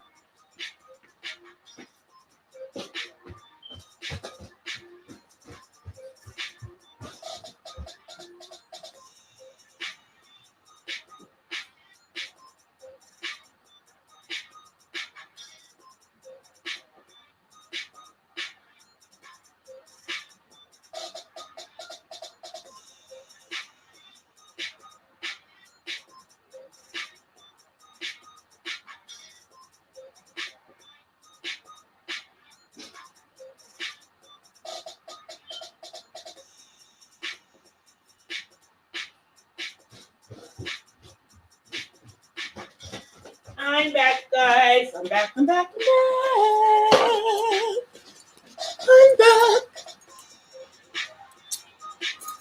He needed me to fix something for him, of course.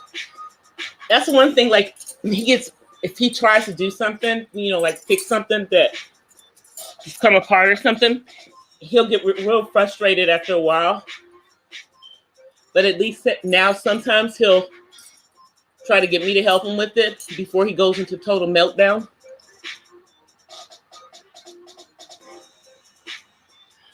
Oh, yes. Oh, girl.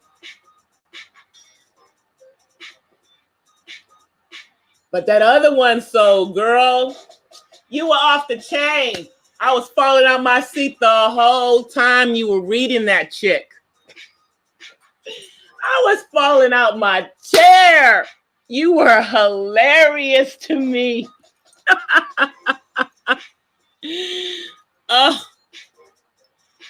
I was laughing my behind off, girl. That just cracked me up. I said, oh, this girl thinks she important. Uh-oh. Here it come. Here it come. Woo. Yep. And I follow Pharaoh, but he's been having some issues. All right. Thank you for coming through, vegan homeschooler. I appreciate your support. All right. As you know, I'll be back on again tomorrow. Same bat time, same bat channel.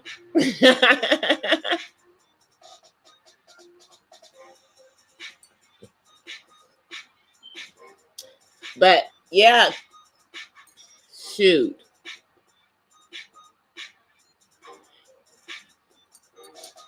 Yeah, I know. I listened to stuff that he said. I would just listen. Some of the stuff he would be speaking a little bit of truth, and then some stuff he was just in his own head. But man, YouTube. He did some stuff, or something happened with his channel, because his channel was gone for a minute, or he just wasn't uploading anything. And he said that something happened to his channel.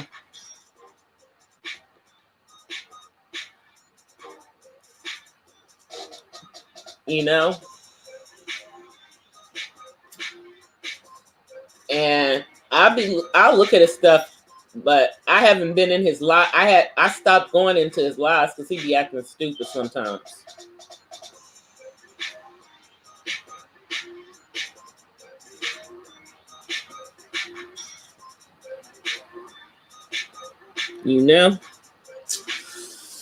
But yeah, that one that Soul had up on him.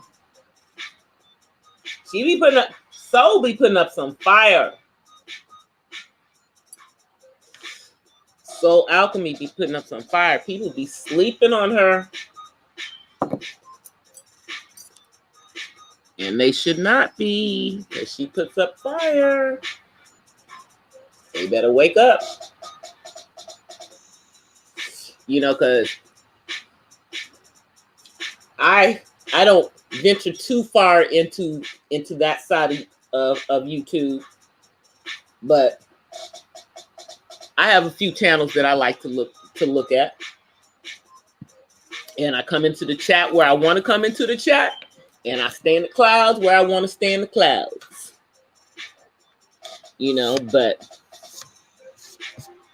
you know.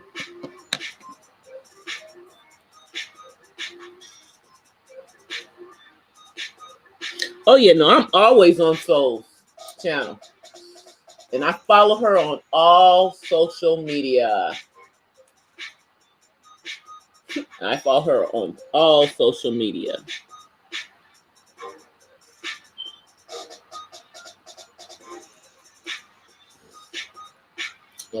Yeah, so you be giving us fire, girl. I was like, shoot, I don't need to go over to this fool's channel. I'll just wait for you to break it down for me to show me his foolery. You know? Oh wait, let me see what these fools are doing over here fighting with each other. They just be in the most ridiculous situations. And some of them folks is way too old for the crap that they be doing. You know, I'll be like, come on now, get it together.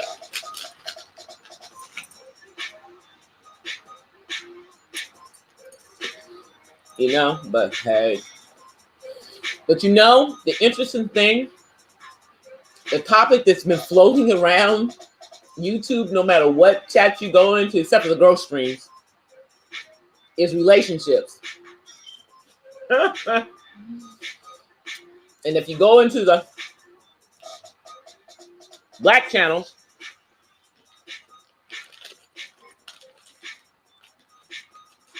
talking about good men and good women,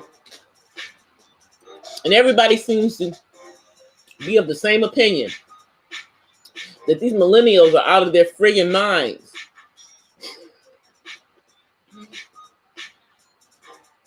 And we're all shaking our heads because they won't listen.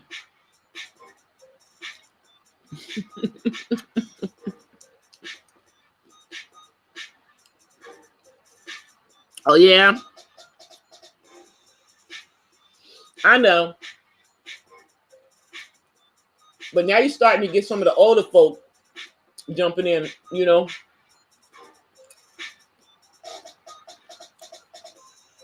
Because I was over on Bomb Cherries earlier today. And I think that live was still going when I came on live.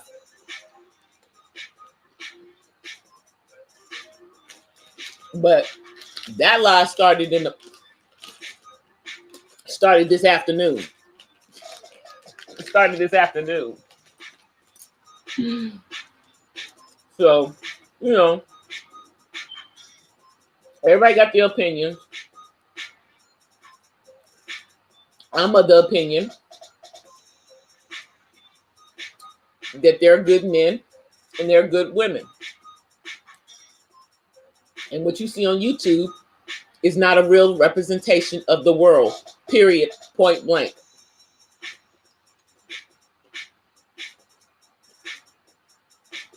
You know?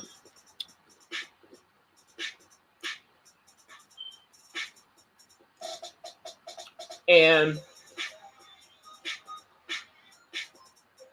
you know what the agenda is. If you don't want to hear the knowledge, you know, you don't want to deal with things from a positive nature. Why are you here? Because the foolishness that they're doing right now is only going to last for a season. Thank God.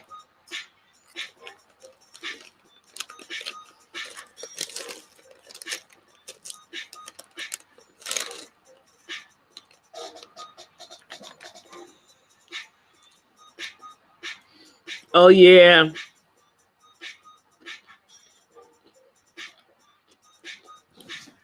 Yep. A lot of good stuff. Yep. A lot of good stuff out there. Yep. Sonetta. Mm-hmm. Yep. Because, see, like when I'm walking around these YouTube streets, people, they think that I'm new to YouTube because I just started doing a channel. And I just started going into more people's chats. But I would be in the clouds. I was in the clouds for years and I would just watch. You know? Or I would go and look at videos from everybody.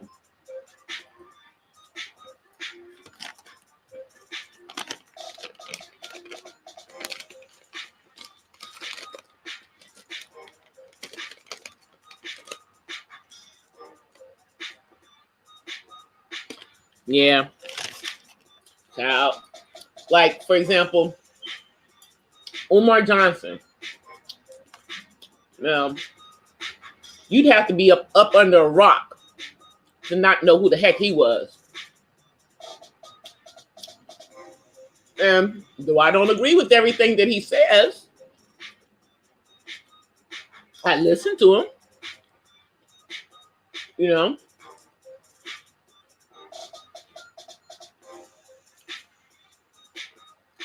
And, you know, I've been watching Fly Nubian because when I was, because Michi used to be on there. And then when she left, I started following her new channel. But sometimes she be on there trashing. I'm like, look, if you don't agree with the girls over there, that's fine.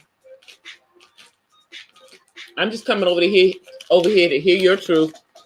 I don't need to hear you spending half your time talking about them over there. Because you over here now, they're irrelevant.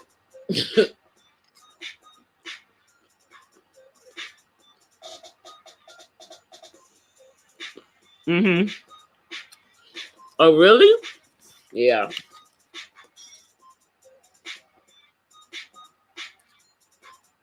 Wow. Uh-huh. Okay.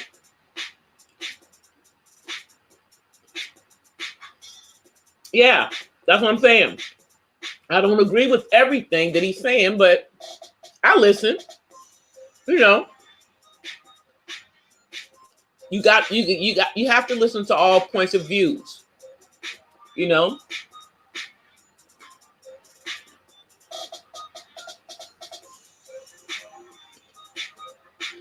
Wow. Oh yeah. Yeah. There's this thing. There's a I don't even know who the lady is. There's a video on YouTube. I gotta find it now. But it looks like it's a black college professor giving a speech on why people are called Caucasian. I'm gonna find it. But that's the name of the speech. Why are white people called Caucasian? I think it was at the University of North Carolina that she gave this speech. I'm gonna take a look at that one. I always like to see different people talk about you know, the mythical ethnicities that came about during colonization.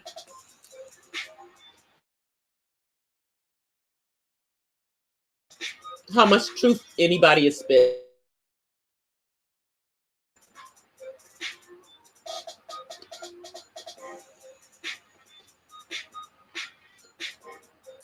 Wow.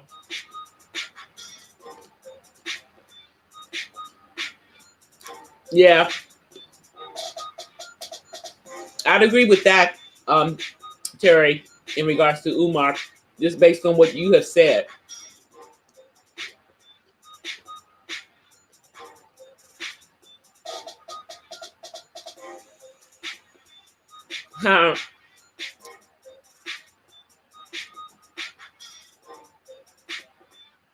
Oh yeah. Armand got issues. That dude got issues. You know, he seems to have a problem with, seems to have some self-hate issues going on. You know? Because I like my brown skin. I don't have no problem with it. But not everybody's like that. Not everybody's like that. You know? If that dude would just stay out of his feelings, he could actually be something on YouTube. He could really, you know, make a decent living on here. You know? If he would stop making up stuff about other YouTubers and mind his own business and stay in his own lane. And yet he got caught up in some female stuff, you know, between two bigger YouTubers with his stupid butt.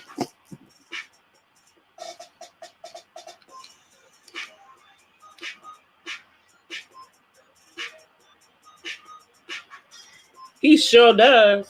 He sure does want to be. He wants to be us so bad. That boy better go sit down somewhere. You know? You know, because you talk about black women so bad, don't nobody got time for you.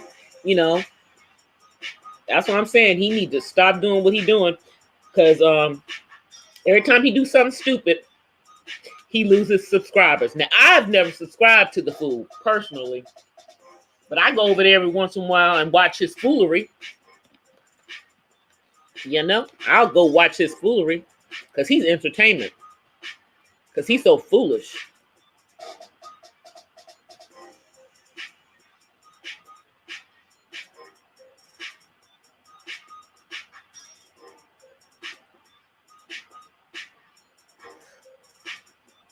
Oh, Toya, you don't have to worry about it.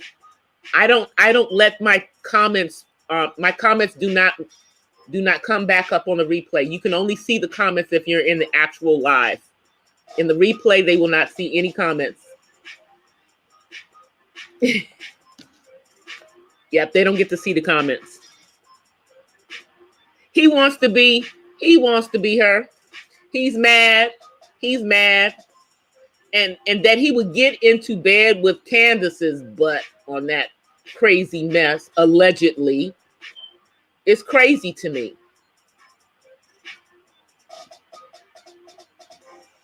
You know? I used to like Candace. You know, and I'm still subscribed to her channel, you know? But I haven't gone over there and watched anything since the alleged events happened. But I will agree to the fact that she looks a lot older than she is. Child. Her and I look like we're the same age. And I don't look my age. So, yeah. That girl ain't even 30 years old. And she just,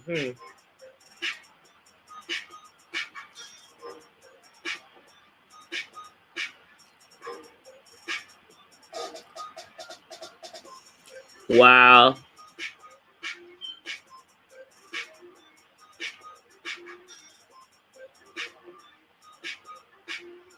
What did he say? Must learn to agree to disagree. I know, exactly, because that's how I am. I mean, Terry, you saw when that dude was talking all that foolishness about polygamy in that chat yesterday. I said, well, that's fine. You are entitled to your opinion. We're just going to agree to disagree on that one. Because I'm not I'm not the type that's gonna get in an argument, yelling and screaming. I don't do that. The only thing I get into an argument, yelling and screaming about is autism. Anything else, I'm not doing it. You know, and even if with that, I try to keep, you know, it cool. But if I'm dealing with someone who's totally ignorant, well, you know, that's different. But on when people are just talking stupidity to me, I don't have time for that. I'm just gonna disagree with you, you know. And dude wouldn't even get up on the panel. So how much respect can I have for you on that? You can't even get up here and talk about it. Bye.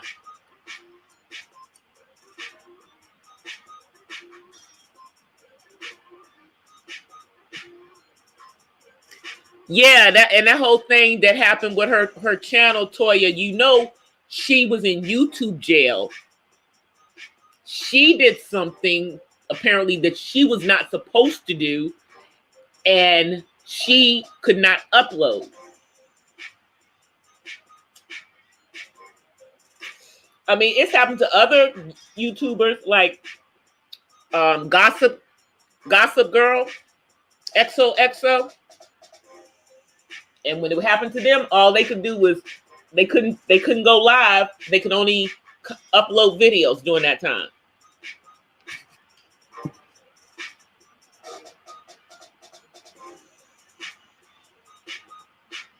I used to watch Lovely T too.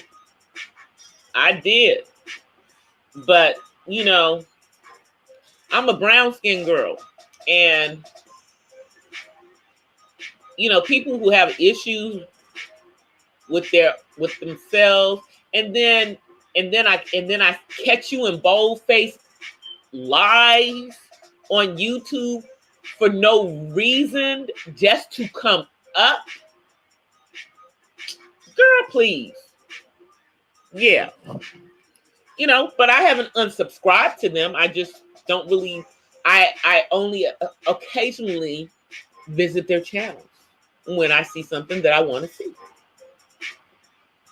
You know, but they're gossip channels. So I got plenty of gossip channels that I can go to. You know? Yeah, exactly. And then you are a chocolate girl, and you have a problem with chocolate girls, but claim that you don't. Girl, bye.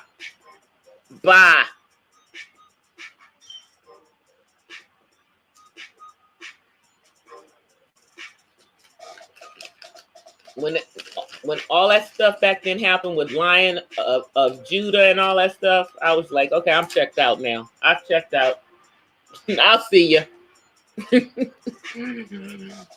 Because you are a messy one. You know, and you keep calling yourself a Christian, but then bad words come out of your mouth on YouTube. I don't know. You know?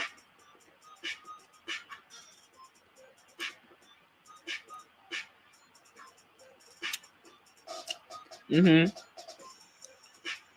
Exactly. You know, and because to me, it's like when y'all go about dragging other YouTubers, I lose respect for you after that.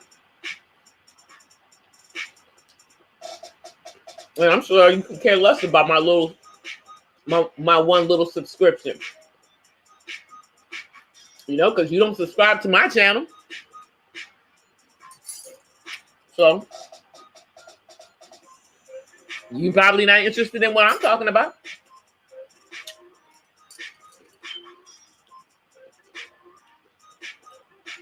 It was something that happened. When did that crap happen? Like in the spring, because it was a bunch of YouTubers that were in that fiasco. You know, this all happened. I think this was all happening while Tasha K was pregnant. They was dragging her in the YouTube streets at one point. Bunch of different YouTubers was doing this stuff to that girl when she was pregnant. And, you know, Tasha is over 35. So it was a high-risk pregnancy.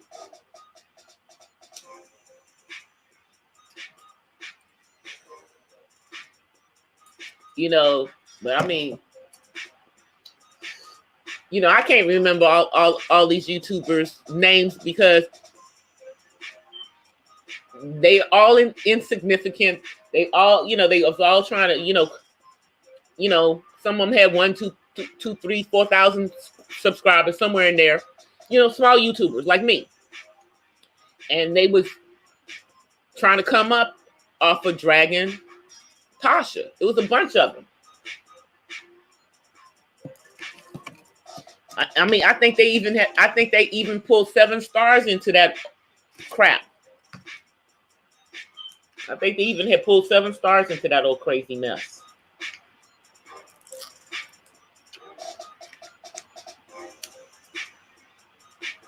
Man, I can't stand Jason Lee. He be saying messed up things about black women. I can't stand him. Can't stand him.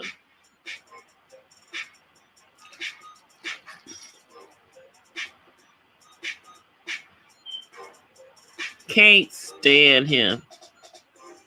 Oh yeah, they doxed Tasha. They doxed her.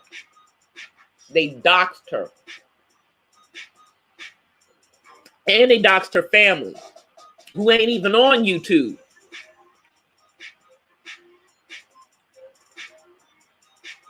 It was crazy.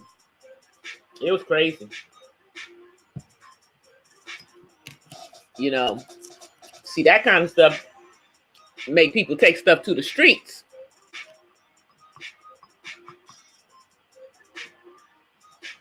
You know? But yeah, they dragged that girl when she was pregnant. That wasn't right at all. Was not right at all. But Tasha got a huge following on YouTube. Let me just tell you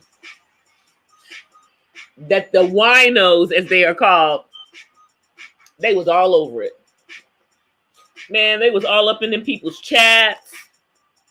They was all up in their comments. You know? And now, as you can see, I can't remember the name of but one of them. That's how insignificant they was.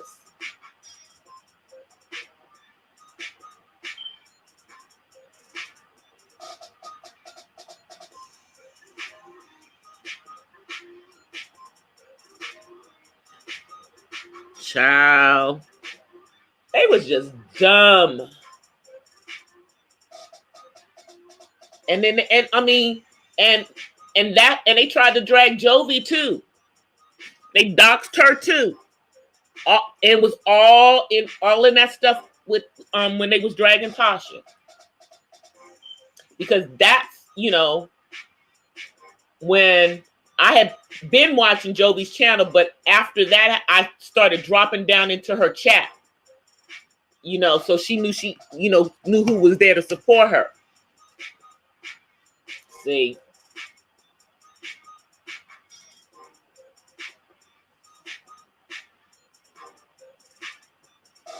It is, you know, can we all just get along on these YouTube streets?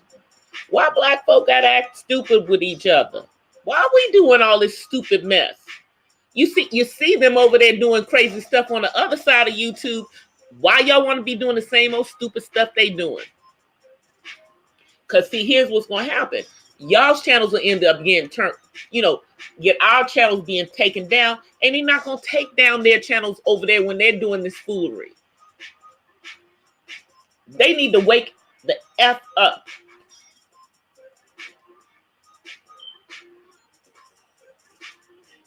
Exactly. Everybody trying to get out that barrel, pushing the other one down. Exactly. That's exactly what it is. Exactly what it is. No worries, soul. Thank you for coming through. I'm only going to be on here for like 10 more minutes anyway, but thank you. Love to you, sister. My twin. LOL.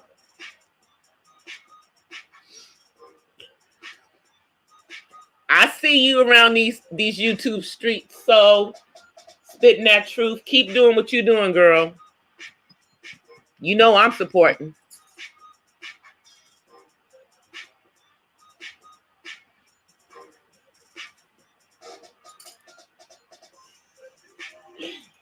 I say, you know I am.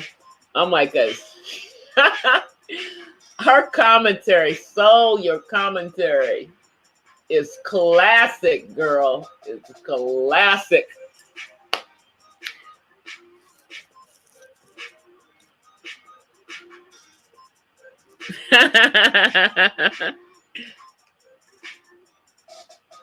I was just talking about your commentary.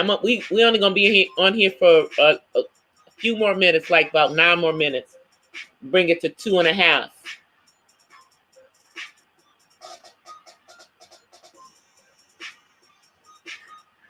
They don't want to, but then you got people like Damo Wilson, who stays above the fray.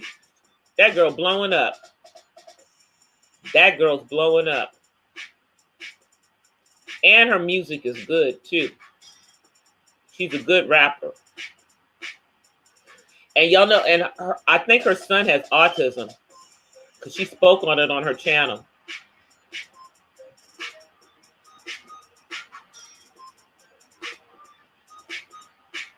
That rapper Dama Wilson. And she started out on here as a couples channel. Well, no, she started out as her own channel. Then she turned into a couples channel when she was with this girl, Chrissy. Then when they broke up, she came back to her own channel. But while they were together, she had a son by in vitro. And then when she started her own channel, again, she came out and told everybody that she's bisexual and that she likes guys too.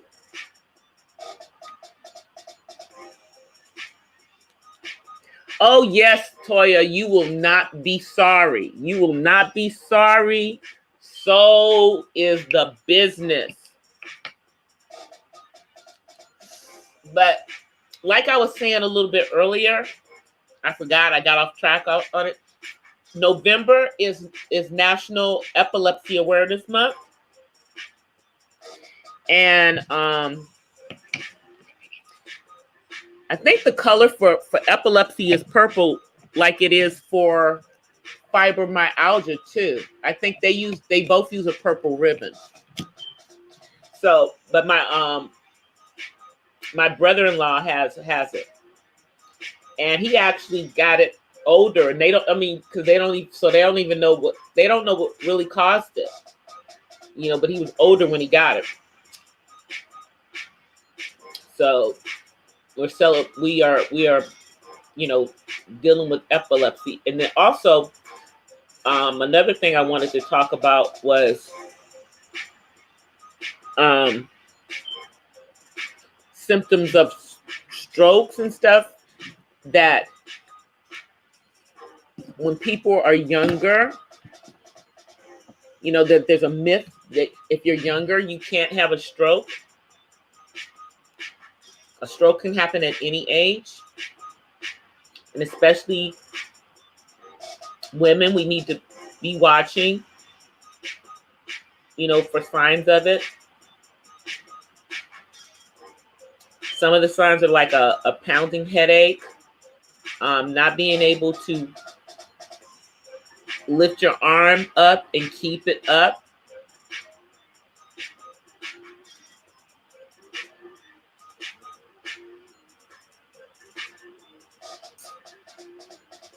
Oh, yes, Toya. Definitely. Definitely. You will love soul. You will love soul.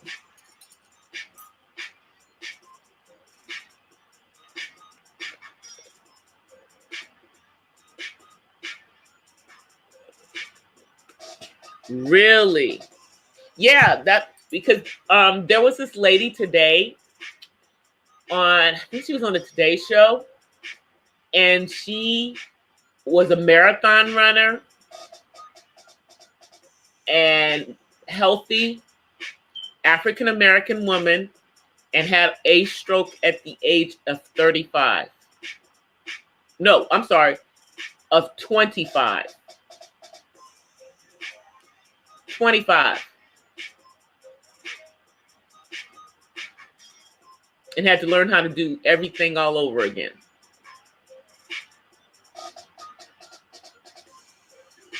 Yep, she was on I think she was on the Today Show. And she wrote a book about it, I think, too. But yeah, it can happen at any age, and they explained that what it is when the oxygen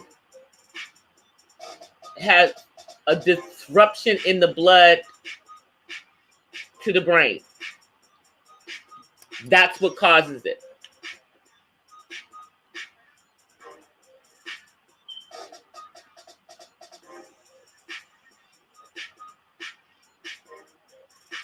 Yep. Oxygen is cut off. Thank you. So I'm glad I did remember, and thank you for backing me up on that one. But yeah, it can happen at any age, and they don't know what causes them, you know. But like with epilepsy, one of the things that I do know, like with my brother-in-law, is that he needs to be calm, because stressing can cause him to have a seizure.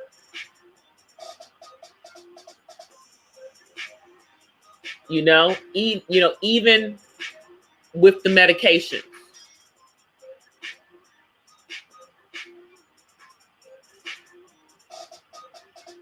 Wow, really, Matt?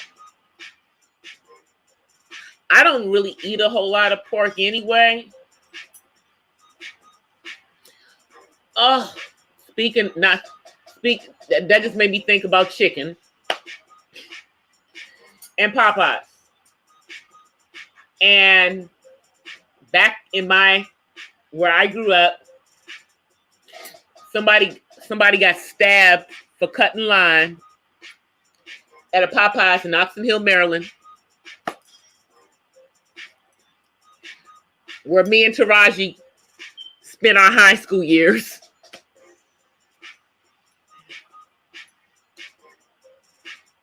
Yes, somebody got stabbed to death for cutting line at Popeyes for those daggone chicken sandwiches.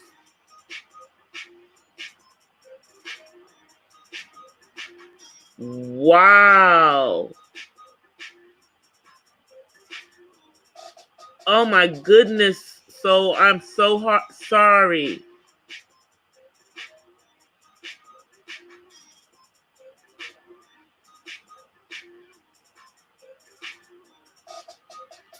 Wow. Like I always am, that's why you always wonder, like, if when you're starting to feel any kind of tingling or anything in your head and everything, you just have to, really just, be mindful, because I know I have a friend who had a stroke, and when they got her to the hospital, they found out that she had had many strokes before that stroke happened. And it was a mild stroke, but she had had all these little mini strokes that she didn't even know she had.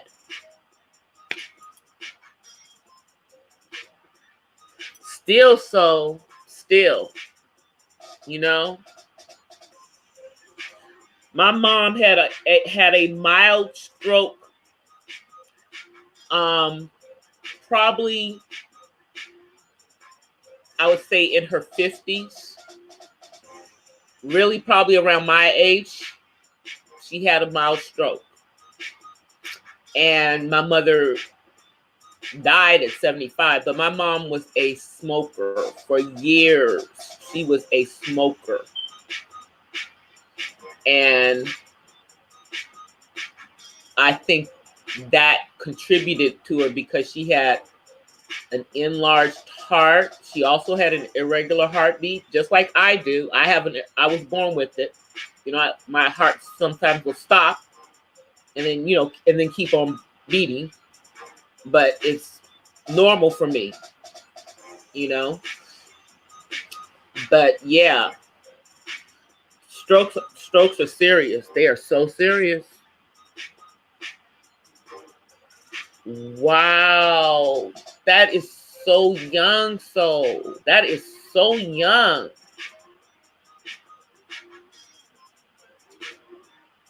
Yeah, I know. I try to keep my you know, and I don't eat a lot of stuff out anyway.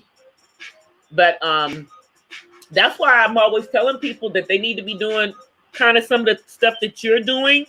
Is people need to start having their own gardens with some of their own homegrown plant, you know, I mean, fruits and vegetables and their herbs. Even if you are renting and live in a space where you can't plant them in the ground, you can get those big old tubs, put soil in it, and put you some stuff in them. Then you can also get those, like, I think it's called an acero, like the little small things where you can do the hydroponics for the herbs, and you can do that right on your counter inside your house or inside your apartment. You know, all of those things, and you can have just to have some of the things that are grown from home, because you know it's expensive to go to Trader Joe's and you know the likes.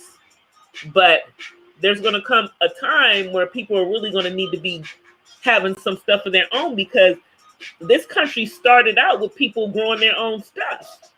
You know, everybody had, you know, a little something at their place. And in the rural areas, it's still like that. But we've become so urbanized, you know, people have forgotten that, you know, you can have an urban garden.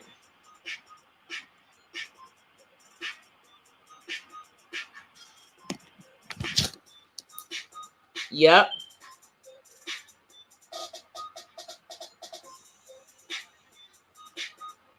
Yep. Exactly.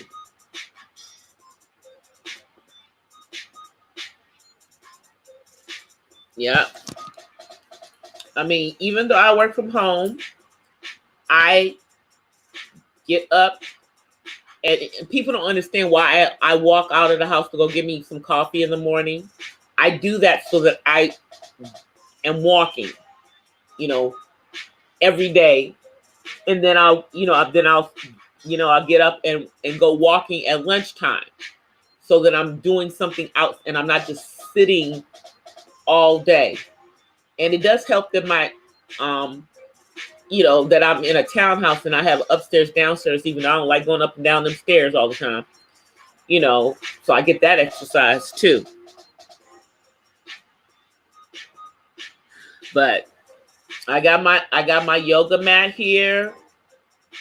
I pull up my YouTube of my favorite Windsor Pilates yoga and do me like 20, 30 minutes.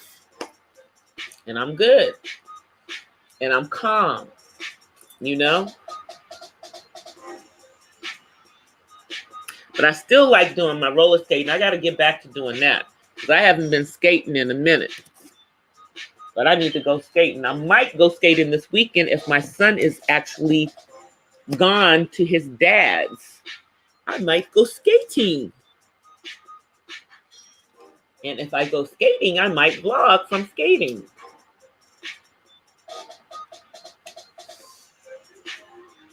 because like the skating rink that I would go to is in LA. It's called World on Wheels. And Nipsey Hussle was actually one of the ones who helped to reopen that because it had been closed down for years. And a group of Black investors that included Mr. Nipsey Hussle and some of the people who skated at the skating rink put their money together and bought it out and reopened it. And now it has like a bar area. It has like a virtual golfing area. They put all this other stuff in there that are more adult things, you know, because, you know, we all grew up, you know, but I was skating there from when I was in college, you know, all the way up. I even skated there until I was 3 months pregnant with my son. And they told me if I came back while I was still pregnant, they were going to take my skates. So I stopped skating there until after I had my son. But they used to have concrete floors, but they have all these nice wood floors in there now. It's beautiful.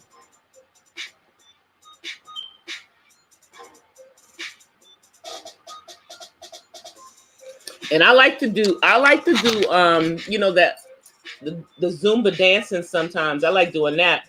When I was younger, I used to be a step aerobics instructor. I think I might still have my steps somewhere in the garage if I didn't get rid of it. I might have given it to somebody though. Yeah, I used to do step aerobics. I was good at it too.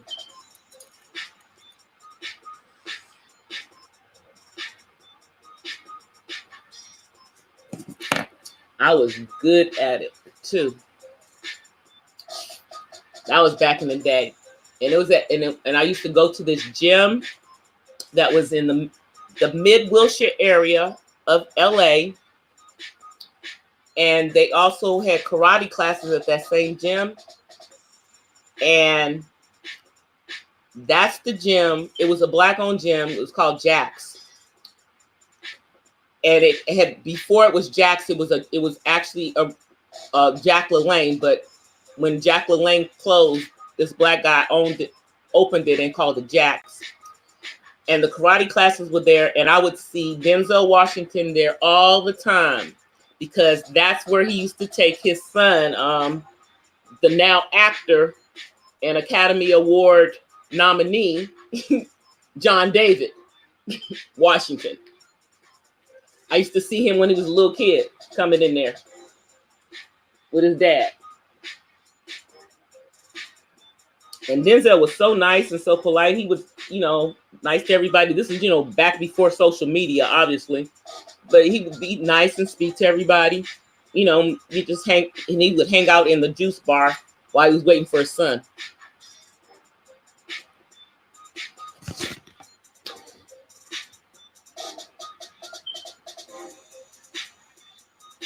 That's good, Toya. Yeah, it was in the mid-Wilshire district. Yeah, I mean, everybody knows that when it came to his kids and his family and everything, Denzel was one of the ones who stayed the heck out of the Hollywood. He, you know, he did normal stuff with his family.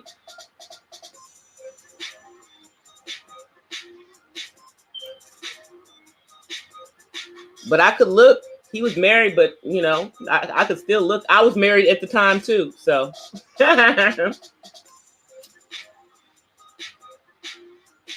I just admire the fact, you know, that, I mean, he could have gone to any gym he wanted to, but he came to that Black-owned gym, you know, in the middle of LA, you know, and was supporting a Black business, you know, back in the day. When, you know, when there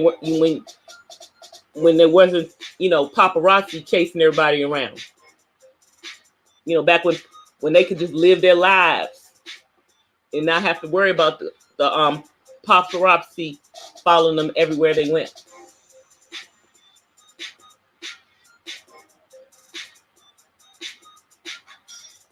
Yeah, he is. I still remember him from St. Elsewhere. I still remember him from St. Elsewhere back in the day.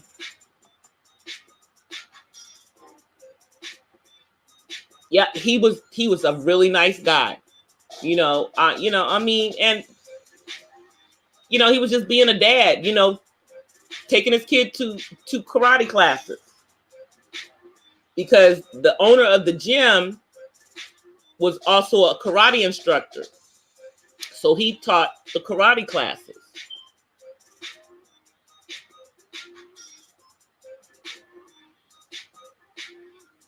Yeah, I loved him on St. Elsewhere. That was a good show. That was his acting break. That was his big break. That was his big break. But I still remember when he won the Academy Award for Training Days. And even though he was happy he won the Academy Award,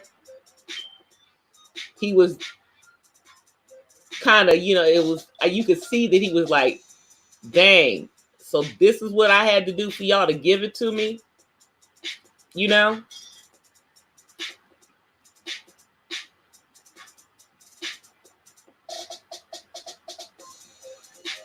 Oh yeah, I love a lot of the stuff. A lot of the shows had really good music in them back then.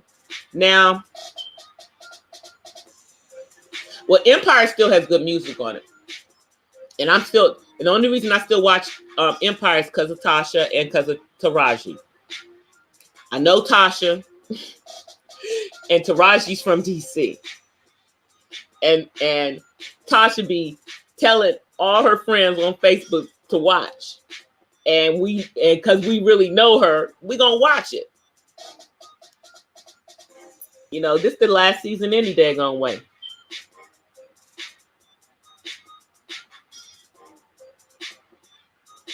Really? Wow.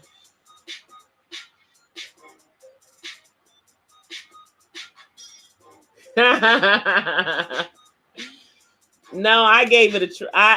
I watched it. I think the one season that I watched that I didn't watch when the season was last season. Yeah, last season when when that drama happened with Mr. Jussie Smollett as Dave calls him. As Dave Chappelle says, Juice Smollett. Juice Smollett or whatever he said like that. Him. Yeah, when all that mess happened with him. Yeah. But I have been watching because Tasha asked. And it's on free TV. So, I'm doing it for my girl Tasha Smith. Yep. She goes to my church. Well, she goes to my church when she can. Because she's, with Empire, she's back in New York right now. In Chicago. Because she does her acting workshops and she does those in New York a lot. But now she's in Chicago doing that stuff. And then she just did something with Angela Bassett. I don't know what it was, but she just did something with Angela Bassett. Shoot. Tasha is doing the thing. I remember when she was trying to be an actress. And despite, all Tyler Perry's shortcomings, I am sure glad he blew my girl Tasha up. I'm sure glad he blew her up because she deserved that.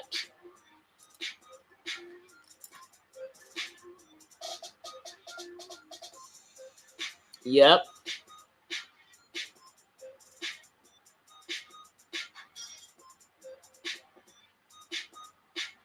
Yeah, but I love Tasha. She's very, very, very cool. She's very cool, and what even though she knew, you know, Tisha. I mean, they've known each other since they were teenagers and everything. That, you know, for black folk, you know, they can't really help each other in the movie industry like people think they can, because there's so few roles. So, you know, Tasha had to do the grinding and everything herself. And, you know, and Tisha Campbell, you know, Broadway helped her because she had been in Little Shop of Horrors. So that helped her.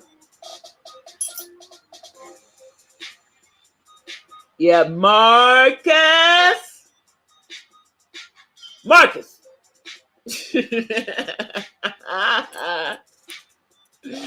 Yeah, that's Michael Jai White.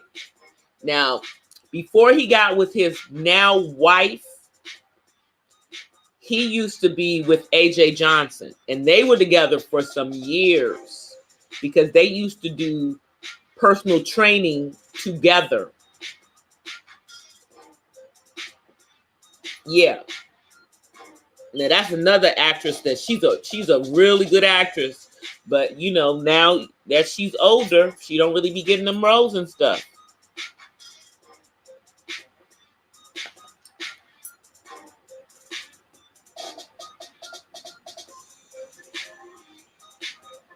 Yep, I remember Rags to Riches. I remember that show.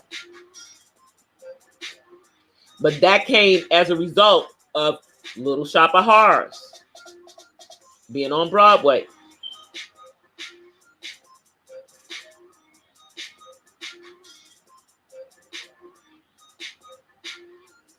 Maybe. I don't know. I know Tasha, when she's been married twice, and that second husband was he did a number. Man, man. Anyway, I ain't gonna even talk about him. He did a number, though. A real, true number he did. And he supposedly was in the music industry.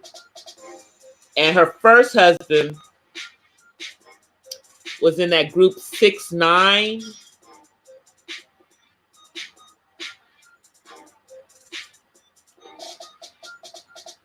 That I think was like a Christian rap group or something. Anyway, yeah. He was in that group, so.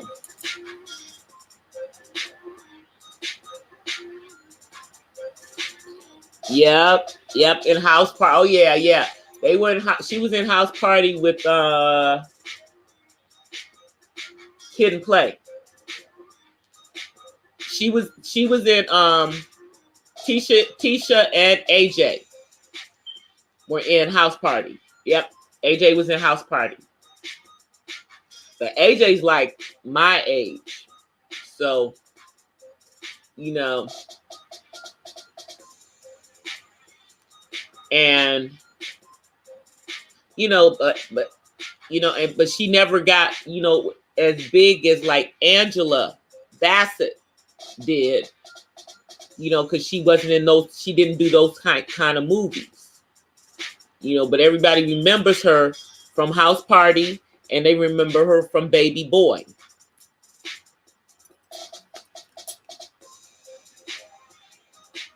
Oh yeah, she's beautiful. And I follow her on IG because she gives some real, whoo, that girl is deep. She be giving some real meat on her IG page. She be giving some real meat on her IG page. Serious.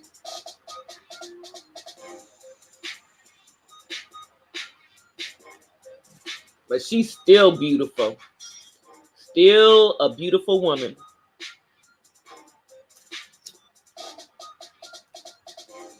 And like with Miss Kenya Moore, that's all her hair. She got that long, pretty hair. Oh yeah, you gotta follow her on Instagram. You missing out, Toya. You missing out. AJ Johnson be giving them some fire.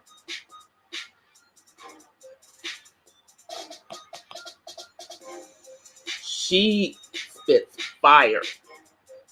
Yeah, you gotta follow her.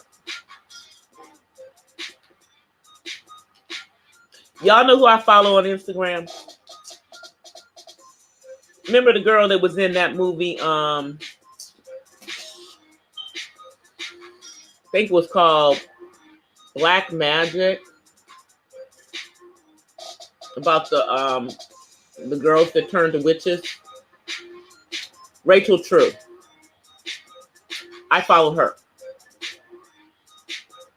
She is really smart. Really, I mean,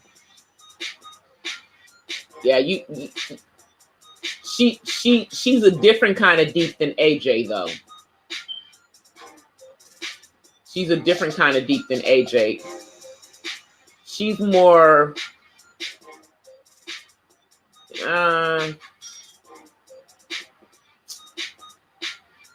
she's just as real, but she's just a different type of deep. You know, like when she was on that show Half and Half, and she acted kind of goofy. That's not really her character. She's real serious.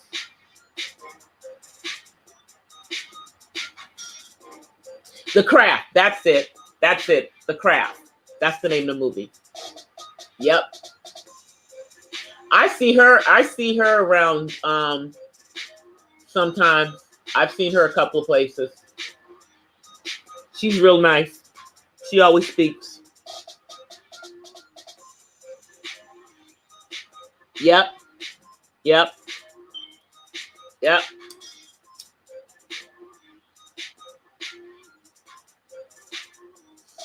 Yep. Yeah, she's you wouldn't think in her acting that she's a brainy type of girl, but Rachel True is like one of them little brainy type of girls.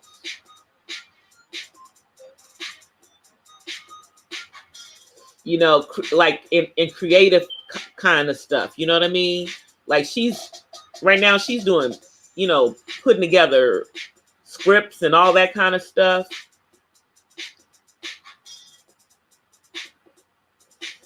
You know, people just don't know, you know, when you're not seeing some of these black actresses and everything, they still doing stuff.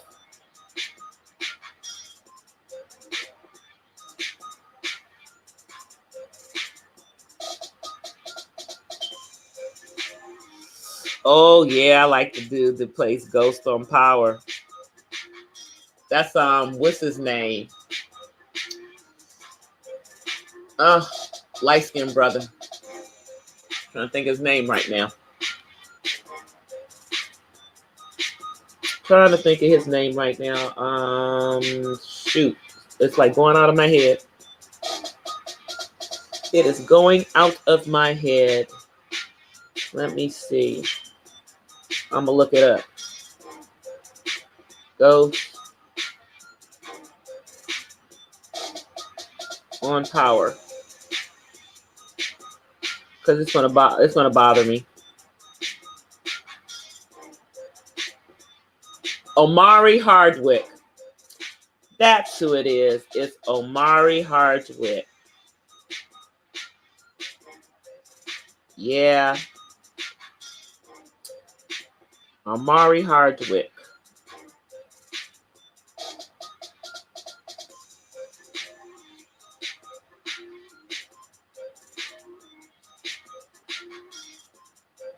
Half brother. Who's a half brother?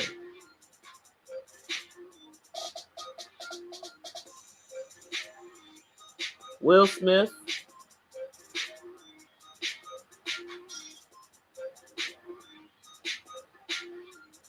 What's the dude on what show? Will Smith has a half brother. I know Will Smith has a sibling.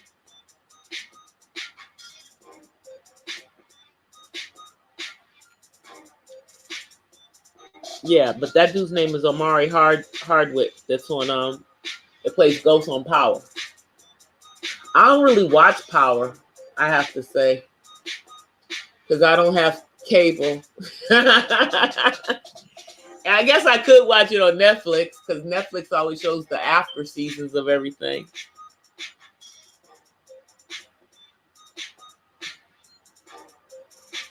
Yeah, it was half and half. That's the name of the show that they won.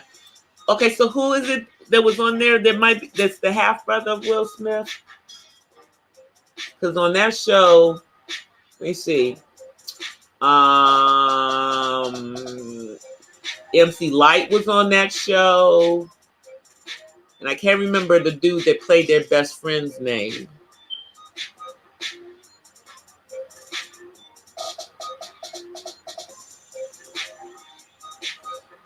I don't remember the dude.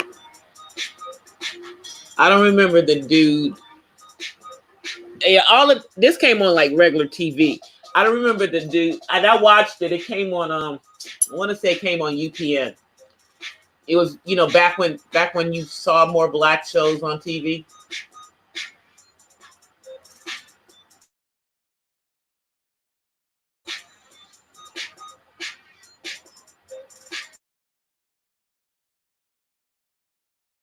The one who sang the theme. Huh. The one who played, okay, so the one who played their friend, I forget what his name is though. I don't think he's related to Will Smith. He don't even look nothing like Will Smith. He don't look nothing like Will Smith. Let me see. Will Smith's brother. Will Smith's brother. Yeah, Will Smith's brother. Will Smith's brother. His brother's name is Harry Smith.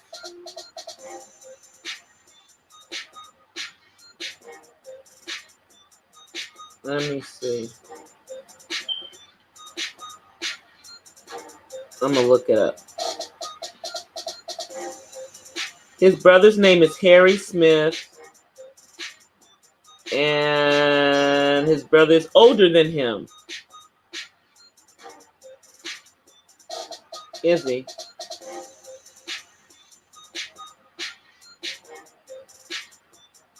Okay. But he's got several siblings.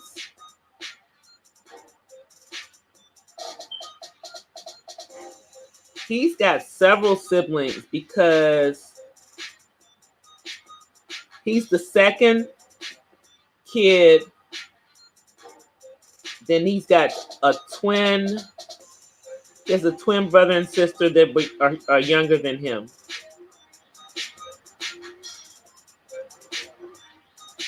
So he got a bunch of siblings. Will Smith got a bunch of siblings. He sure does. Yep, he's got two sisters and one brother. So there's 4 of them.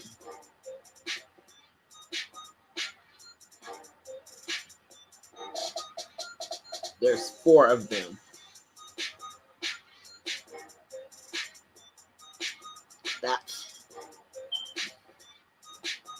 That's what it says. There's 4 of them.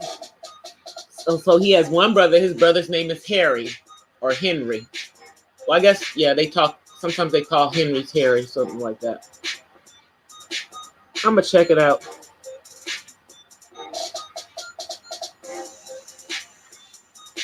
Hey, Steph. How are you? Yeah, it was a rumor, but nah, that dude's not, he's not related to them.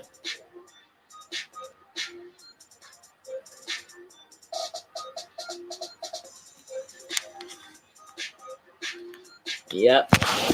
He's not. I didn't think he was anyway.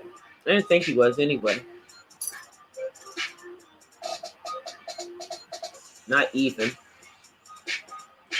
So, ooh, it looks like we're almost at 3 hours, so I might as well stay on for a few more minutes. I was like, time flies when you're having fun, but we'll only be on for a few more minutes. Because here on the West Coast, it is, I think it's after midnight. Yeah, it is. Yeah. It's like 12:30.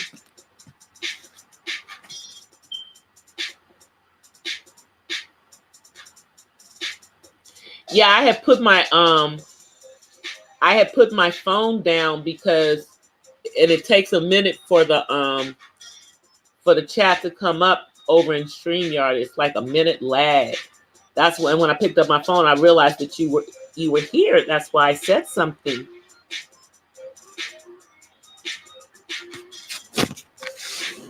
Yeah, that's why I always have my phone open, and I'm trying to look at the chat in the mobile, because there's a lag with StreamYard.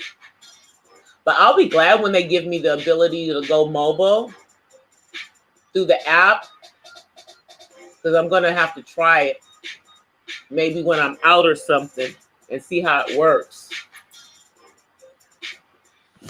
Supposedly it's gonna happen sometime this week, and I'll have the community tab. Then I'll be able to really like promote things that are coming up and let people know, better, rather than me just scheduling the video. I can also put it out on the community tab when I get that. That will definitely help. Let me see, where are we? We are. All right, I'm gonna give it a couple more minutes because I want to make sure that I'm past the 3 hour mark. Because sometimes, because of the lag, I want to make sure that StreamYard and YouTube agree that I'm over 3 hours. But yeah, but now that I figured out how to use Streamlab, I may do like some mobile from my Streamlab on my phone. Sometimes like during the day, like I did today, maybe when I take a break or something.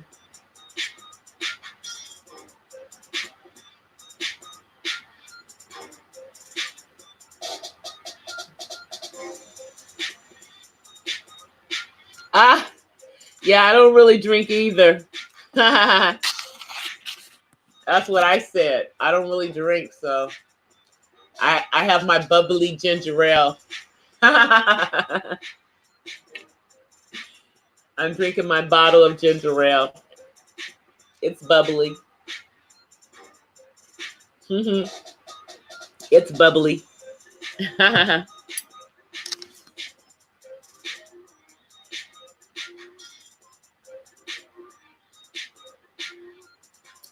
Probably, Steph. If it's been sitting there that long, it is definitely vintage. But I don't know. I think if it hasn't been opened, then it may be okay. Depends on how it's been stored.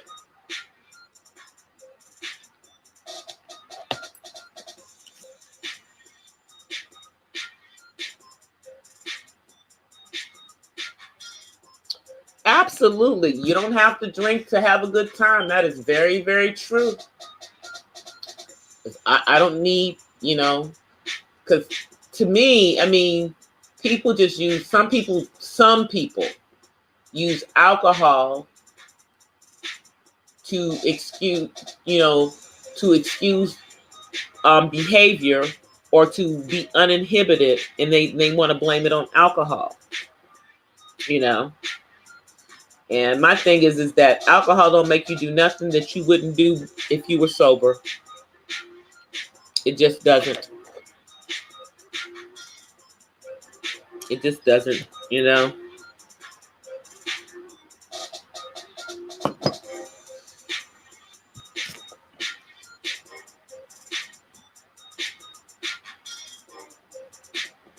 Oh, no problem. No problem, Miss Latoya. We're only going to be on for a few more minutes.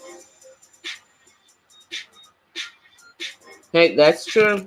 Hey, that is true, Steph. There was a time in my 20s when I did all kinds of things. You know, I didn't really. Well, the only thing I did was cannabis. You know, so. And now it's legal. So, at least in the state I live in, but I don't really care. I'm good.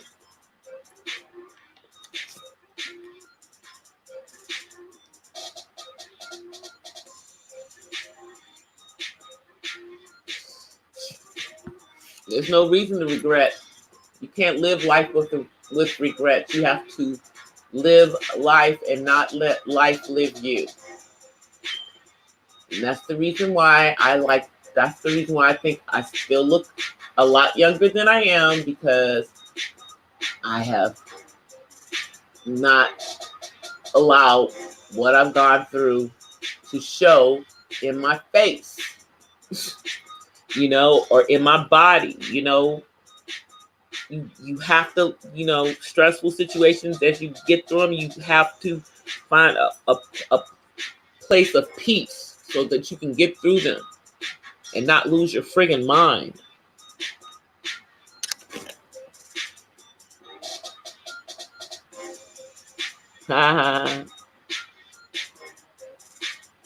Yeah, I was, Terry. I told you I'm an artsy girl. And I was in the industry, you know, and please, man. Plus, in college, I had a roommate who partook. So I hadn't really done that back home because, you know, my friends did, but I had tried it and it really didn't do anything for me. I guess we didn't have strong enough stuff back on the East Coast. Because whatever my friend had out here, my roommate, they gave it to me on my is it my 20th birthday or 19th birthday or something. Yeah. I think it was 20 because I think I turned 19 back on the East Coast. So it was it was the birthday before 21, where I couldn't actually drink in the state of California, and I could drink back home at 18. And so yeah, that's when my roommate went and got whatever they got, some very, very, very good stuff, and I felt it. So, but that was back in the 80s. So that was back in the 80s.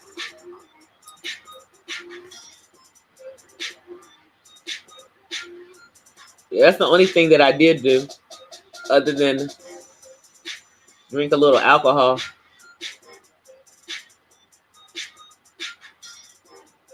Yeah, I never really got into the other heavy stuff. You know, I had friends that were doing acid and doing shrooms and stuff, but I wasn't doing none of that stuff.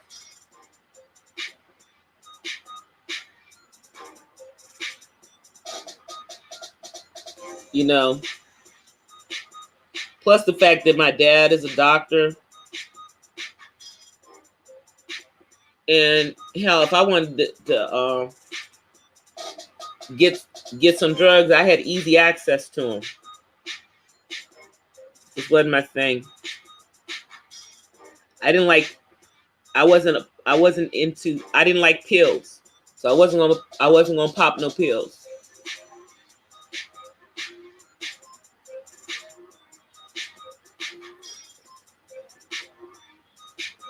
So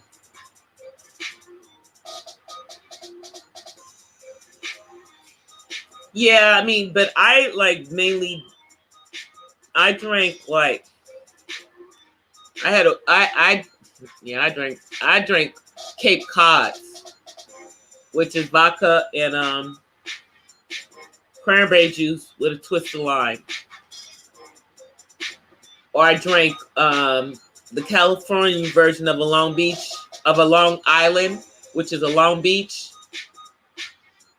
iced tea, and it's made exactly the same way as a Long Island, except it was with cranberry. I had fun in my 20s, but at a certain point, you get to a certain point, okay, I got to go to work in the morning. I can't be getting drunk. I can't, or it's not fun to go to work with a hangover. It's not fun. So, yeah. Then I got married, I had a kid, and all of that. So,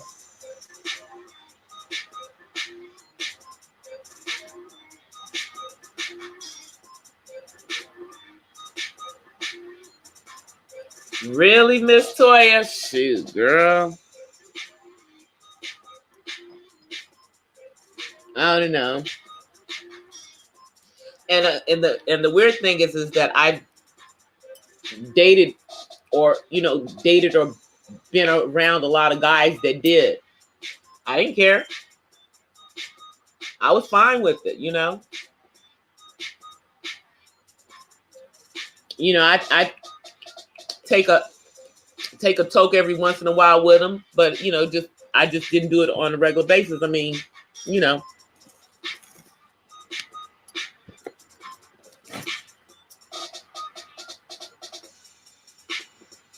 But now I am looking at like the CBD for my son, and they say that the CBD does help with stress, so I might consider like that maybe, but I don't think I would smoke it. So, and that's because that's 100%. Doesn't fall under any Schedule 1s with the federal and everything, and and so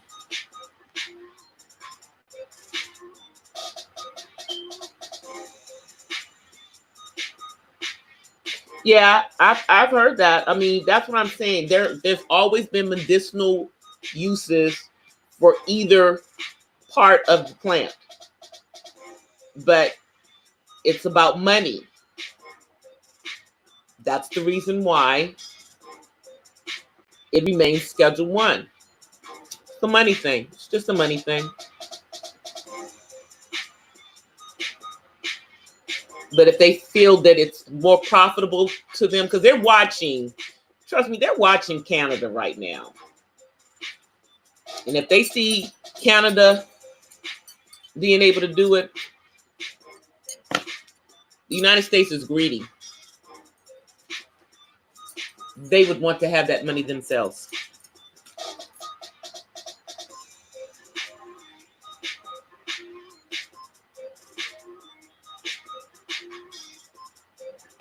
Yeah, I'm not really a pill popper. I might do a Tylenol every once in a while, and I get severe sinus migraines. And when I get those, I'm looking for a Vicodin. Where can I find one? And so I, and even with that, I can only take like half of it. Otherwise, I'll be out for the count. But that takes the pain away.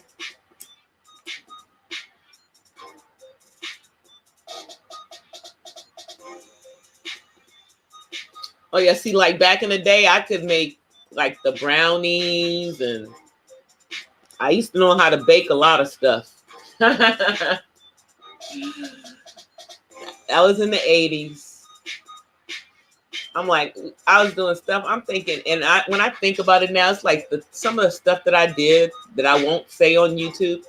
And my butt could have been in jail. I was tripping. I was tripping. You know, and my daddy would not have been able to help me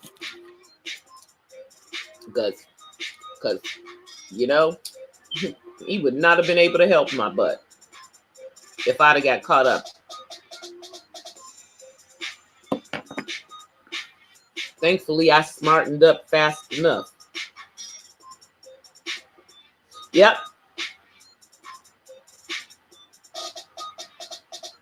That's how we used to do it back in the day too.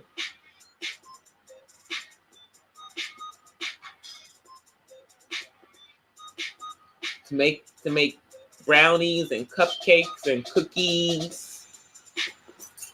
Yep. Sure did.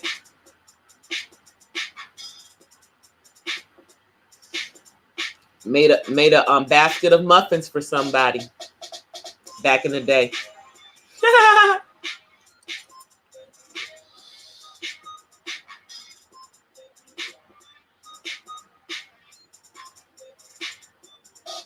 Yeah, I know stuff. I was watching some documentaries about the UK culture in regards to that. I sure was.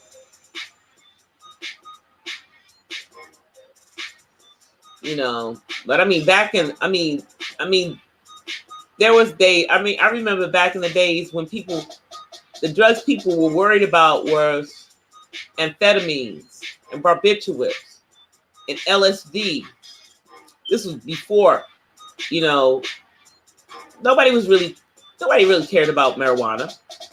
Then you had cocaine, which became crack. And they still weren't really worried about it because that only affected the black community. But then now you have people getting on these opioids, you know, and then you have the crystal meth, you know, which people could in the suburbs were making in their kitchen sinks. And that stuff would just age somebody, make them, they'd be 30 looking like they 50.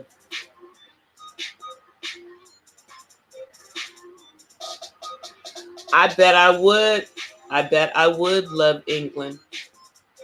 I plan on visiting again one of these days.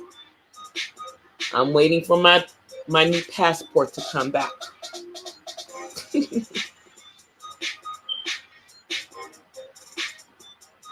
Nope, it's not. It certainly isn't. You know. But they dumped that in the urban communities of color. That was systematically done. That was systematically done.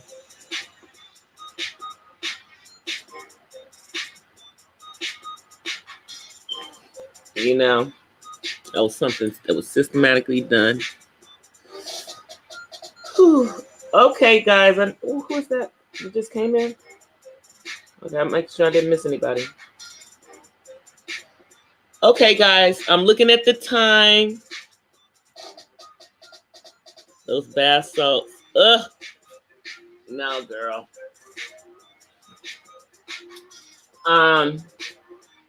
I'm looking at the time, so I think we're gonna end tonight's live. We've been having a good chat, and I could probably go on for another hour. But if I did, then I wouldn't get up in the morning for work. And I gotta do that. But I will be back on tomorrow. I may do an impromptu live sometime during the day. But if not, I will definitely be back on at my regular time tomorrow night at 9:30, and we'll see how long it goes. But I will see you guys then. This has been a great conversation. Great conversation, everybody. Thank you, my UK friend, for coming through the building. I appreciate you coming through. Thank you to all of my US friends for coming through. And I will see you guys, for all of us, later on today and tomorrow for you, Steph. All right. Peace, everybody. Until then, bye.